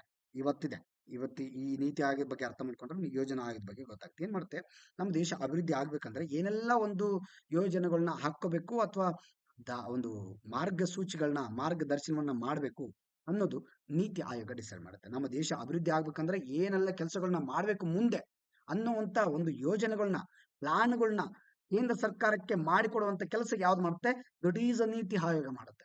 ನೀತಿ ಆಯೋಗದ ಕೆಲಸ ಏನು, ಕೇಂದ್ರ ಸರ್ಕಾರಕ್ಕೆ ಭಾರತವು ಯಾವ ರೀತಿ ಅಭಿವೃದ್ಧಿ ಆಗ್ಬೇಕು ಅಂತೇಳಿ ಮಾರ್ಗದರ್ಶನ, ಒಂದು ಒಂದು ಸೂಚನೆ, ಸಲಹೆಗಳನ್ನ ಕೊಡ್ತಕ್ಕಂಥ ಕೆಲಸ ಮಾಡುತ್ತೆ. ಓಕೆನಾ? ಎಸ್. ಇಲ್ಲಿ ನೇಮಿಸಿತು, ಅಧಿಕಾರಶಾಹಿಯಿಂದಾಗಿ ತಳಮಟ್ಟದಲ್ಲಿ ಅಭಿವೃದ್ಧಿ ಕಾಣುತ್ತಿಲ್ಲ ಎಂದು ಗುರುತಿಸಿ ಪಂಚಾಯತ್ ರಾಜ್ ಸಂಸ್ಥೆಗಳನ್ನು ಬೇರು ಇಲ್ಲದ ಹುಲ್ಲು ಅಂತ ಕರೀತಾರೆ. ಏನಿದ್ರ ಅರ್ಥ, ಏನ್ ಅರ್ಥ ಆಗ್ಲಿಲ್ವಾ ಅಂತ ನೋಡೋದಾದ್ರೆ ಇವ್ರೇನ್ ಹೇಳ್ತಾರೆ, ಈ ಒಂದು ಸಮಿತಿಯಲ್ಲಿ ಪಂಚಾಯತ್ ರಾಜ್ ಸಂಸ್ಥೆಗಳು ಬೇರು ಇಲ್ಲದ ಹುಲ್ಲು ಅಂದ್ರೆ ಏನ್ ಅರ್ಥ, ಗ್ರಾಸ್ ವಿತೌಟ್ ರೂಟ್ಸ್ ಅಂತ ಕರೀತಾರೆ. ಯಾರು, ಇಟ್ ಈಸ್ GV.K. ರಾವ್ ಅವರು ಏನ್ ಕರೀತಾರೆ ಅಂತಂದ್ರೆ, ಪಂಚಾಯತ್ ರಾಜ್ ಸಂಸ್ಥೆಗಳನ್ನ ಬೇರು ಇಲ್ಲದ ಹುಲ್ಲೋದಷ್ಟೇ, ಸ್ಟ್ರಾಂಗ್ ಇಲ್ಲ, ಅದು ನೋಡಕ್ಕಷ್ಟೇ ಹುಲ್ಲು, ಕೆಳಗಡೆ ಬೇರೆ ಇಲ್ಲ, ಅಂದ್ರೆ ತಳಮಟ್ಟದಲ್ಲಿ ಪಂಚಾಯತ್ ರಾಜ್ ಅಭಿವೃದ್ಧಿ ಇಲ್ಲ, ಗಟ್ಟಿ ಇಲ್ಲ ಅಂತ ಇವ್ರು ಹೇಳ್ತಾರೆ. ಮೇಲ್ನೋಟಕ್ಕಷ್ಟೇ ಪಂಚಾಯತ್ ರಾಜ್ ಇದೆ, ಅಭಿವೃದ್ಧಿ ಆಗ್ತಾ ಇದೆ ಅಂತ ನಾವು ಅನ್ಕೋತಿದ್ವಿ, ಆದ್ರೆ ಅಭಿವೃದ್ಧಿ ಆಗಿಲ್ಲ, ಅದು ಅಭಿವೃದ್ಧಿ ಆಗ್ತಾ ಇಲ್ಲ ತಳಮಟ್ಟದಲ್ಲಿ. ಅಂದ್ರೆ ಅರ್ಥ ಏನ್ ಸರ್ ಹಾಗಾದ್ರೆ, ಇವ್ರು ಏನ್ ಹೇಳ್ಕೊಟ್ಟಿದ್ದಾರೆ ಸರ್ ಅಂದ್ರೆ, ಇವ್ರು ಏನ್ ಹೇಳ್ತಾರೆ ಅಂತಂದ್ರೆ, ಹಾಗಾದರೆ ಈ ಒಂದು ಪಂಚಾಯತ್ ರಾಜ್ ವ್ಯವಸ್ಥೆಯನ್ನ ಸಾಂವಿಧಾನಿಕ ಒಂದು ಸ್ಥಾನಮಾನ ಕೊಟ್ಟು ಅದರ ಅಡಿಯಲ್ಲಿ ತಂದಾಗ ಏನಾಗುತ್ತೆ, ಅದರ ಅಡಿಯಲ್ಲಿ ತಂದಾಗ ಸಂವಿಧಾನದಲ್ಲಿ ಯಾವಾಗ ಒಂದು ಹೆಸರು ಬರುತ್ತೆ, ಯಾವುದೋ ಒಂದು ವಿಷಯ ಸಂವಿಧಾನದಲ್ಲಿ ಸೇರ್ಪಡೆ ಆಯ್ತು ಅಂದ್ರೆ ಮುಗೀತು, ಅದರ ಅಭಿವೃದ್ಧಿ ಆಗ್ಬೇಕು. ಸಂಪೂರ್ಣ ಅಭಿವೃದ್ಧಿ ಜವಾಬ್ದಾರಿ ಯಾರದ್ದಾಗಿರುತ್ತೆ, ಕಾನೂನಿನದ್ದಾಗಿರುತ್ತೆ ಅಲ್ವಾ, ಕಾನೂನಿನದ್ದಾಗಿರುತ್ತೆ. ಸಂವಿಧಾನವನ್ನ ಉಲ್ಲಂಘಿಸಿದರೆ ಕಾನೂನಿನ ಅಡಿಯಲ್ಲಿ ಶಿಕ್ಷೆಗೊಳಗಾಗ್ತಾರೆ. ಅದಕ್ಕಾಗಿ ಇವ್ರು ಹೇಳ್ತಾರೆ, ಇದನ್ನ ನೀವು ಪಂಚಾಯತ್ ರಾಜ್ ವ್ಯವಸ್ಥೆಯನ್ನ ಇಷ್ಟು ದಿನ ಏನ್ ಮಾಡಿದ್ರೆ, ಇವತ್ತು 1993 ಅದನ್ನ ಹ್ಯಾಡ್ ಮಾಡ್ತಾರೆ ಆ ಒಂದು ಕಾಯ್ದೆ ಮೂಲಕ ಅಲ್ವಾ. ಅಲ್ಲಿವರೆಗೂ ಇದು ಹ್ಯಾಡ್ ಆಗಿರೋದಿಲ್ಲ. ಎಸ್. ಏನ್ ಹೇಳ್ತಾರೆ ಅಂತಂದ್ರೆ ಸಂವಿಧಾನಿಕ ಸ್ಥಾನಮಾನ ಕೊಟ್ಟಾಗ ಅದಕ್ಕೆ ಒಂದು ಒಳ್ಳೆ ವ್ಯಾಲ್ಯೂ ಬರುತ್ತೆ, ಅಭಿವೃದ್ಧಿ ಆಗುತ್ತೆ. ಕಾನೂನಿನ ಅಡಿಯಲ್ಲಿ ಯಾರು ತಪ್ಪಿಸ್ತಿರ್ತಾರೋ, ಯಾರು ಸರಿಯಾಗಿ ಫಾಲೋ ಮಾಡ್ತಿಲ್ವೋ ಅವರು ಶಿಕ್ಷೆಗೊಳಪಡ್ತಾರೆ. ಆಮೇಲೆ ಅದು ನಮ್ಮ ಒಂದು ಗ್ರಾಮ ಪಂಚಾಯತಿ ಅಭಿವೃದ್ಧಿ ಹೆಚ್ಚಿನ ಒಂದು ಮಟ್ಟದಲ್ಲಿ ಹೋಗುತ್ತೆ ಅನ್ನೋದು ಯಾರ ಉದ್ದೇಶ, GV.K. ರಾವ್ ಅವರ ಉದ್ದೇಶವಾಗಿರುತ್ತೆ. ಓಕೆನಾ? ಆದ್ರೆ ಇವರು ಇದನ್ನ ಸಜೆಷನ್ ಕೊಡ್ತಾರೆ, ಆದ್ರೆ ಅದನ್ನ ಸಂಪೂರ್ಣವಾಗಿ ಸಂವಿಧಾನದಲ್ಲಿ ಸೇರ್ಪಡೆ ಮಾಡೋದಿಲ್ಲ. ಓಕೆನಾ? ಮಾಡೋದಿಲ್ಲ. ಬಟ್ ಇಲ್ಲಿ ಇವರು ತಮ್ಮ ರೆಕಮೆಂಡೇಶನ್ಗಳನ್ನ ಹೇಳ್ತಾ ಹೋಗ್ತಾರೆ. ಇದರ ಉದ್ದೇಶ ಏನು, ಅಧಿಕಾರಶಾಹಿಯಿಂದ ಪಂಚಾಯತಿಯಲ್ಲಿ ಯಾರು ಅಧಿಕಾರ ಪಡ್ಕೊಂಡಿರ್ತಾರೆ ಅವ್ರದೇ ರಾಜ್ಯಭಾರ, ಇಲ್ಲಿ ಅಭಿವೃದ್ಧಿ ಆಗ್ತಾ ಇದೆಯೋ ಇಲ್ಲ ಅಂತ ಯಾರು ಕೇಳೋರು ಇಲ್ಲ. ಯಾವಾಗ ಸಂವಿಧಾನದ ಸ್ಥಾನಮಾನ ಸಿಕ್ಕರೆ ಸಂಪೂರ್ಣವಾಗಿ ಅದರ ಪೊಲೀಸ್ ಲಾ ಅಂಡ್ ಆರ್ಡರ್ ಅಲ್ಲಿ ಬರುತ್ತೆ, ಈಸಿಯಾಗಿ ಕೆಲಸ ಮಾಡ್ತಾರೆ ಅನ್ನೋದು ಇವರ ಉದ್ದೇಶ. ಅದಕ್ಕೆ ಇವ್ರು ಏನ್ ಹೇಳ್ತಾರೆ, ಬೇರು ಇಲ್ಲದ ಹುಲ್ಲು ಇದು, ಇನ್ನು ಸಂವಿಧಾನಕ್ಕೆ ಸ್ಥಾನಮಾನ ಕೊಟ್ಟಿಲ್ಲ, ಹಾಗಾಗಿ ಬೇರು ಇಲ್ಲದಕ್ಕೆ ಬರೀ ಮೇಲೆ ಹುಲ್ಲಷ್ಟೇ ಕಾಣ್ತಾ ಇದೆ. ಬೇರಿದ್ರಲ್ವಾ ಯಾವ್ದಾದ್ರು ಮೇಲೆ ಇರ್ತಕ್ಕಂಥ ಒಂದು ಸಸ್ಯ ಆಗಿರ್ಬೋದು ಅಥವಾ ಮರ ಆಗಿರ್ಬೋದು ಗಿಡ ಆಗಿರ್ಬೋದು ಗಟ್ಟಿ ಇರುತ್ತೆ. ಬೇರೆ ಇಲ್ಲ ಅಂದ್ರೆ ಇವತ್ತಲ್ಲ ನಾಳೆ ಬಿದ್ದೋಗುತ್ತೆ, ಒಡೆಯುತ್ತೆ, ಅದು ಕಿತ್ತೋಗುತ್ತೆ. ಸೊ ಈ ತರ ಆಗುತ್ತೆ. ಓಕೆನಾ? ಇದನ್ನೇ ಇವ್ರು ಹೇಳ್ತಕ್ಕಂಥ ಕೆಲಸ ಮಾಡ್ತಾರೆ. ಎಸ್ ಡೆಫಿನೆಟ್ಲಿ ನಾಳೆ ಕ್ಲಾಸಲ್ಲಿ ನಿಮಗೆ ಮತ್ತೆ ಇದ್ರ ಬಗ್ಗೆ ಮಾಡ್ತೀನಿ, ಮುಂದುವರ್ಸೋಣ ಮುಂದಿನ ಕ್ಲಾಸಲ್ಲಿ. ಓಕೆನಾ? ಮುಂದಿನ ಕ್ಲಾಸಲ್ಲಿ ಮುಂದುವರ್ಸೋಣ. ಅದರ ಜೊತೆಗೆ ಎಸ್ ನಾಳೆ significance of the GV.K. Rao committee ಬಗ್ಗೆ ನೋಡೋಣ. ಅದೇ ರೀತಿ ಓಕೆನಾ, ಇವ್ರ ರೆಕಮೆಂಡೇಶನ್ ಏನು, ಓಕೆನಾ, ರೆಕಮೆಂಡೇಶನ್ ನೋಡೋಣ. ಇಲ್ಲಿ ಕೆಲವು ಹೊಸ ವಿಷಯಗಳಿದಾವೆ, ಮತ್ತೆ ಫೈನಲಿ ಕನ್ಕ್ಲೂಷನ್ ಕೂಡ ನೋಡೋಣ, ಇದರಿಂದ ಏನಾಯ್ತು, ಏನ್ ಮಾಡಬಹುದು ಅಂತ ಹೇಳಿ.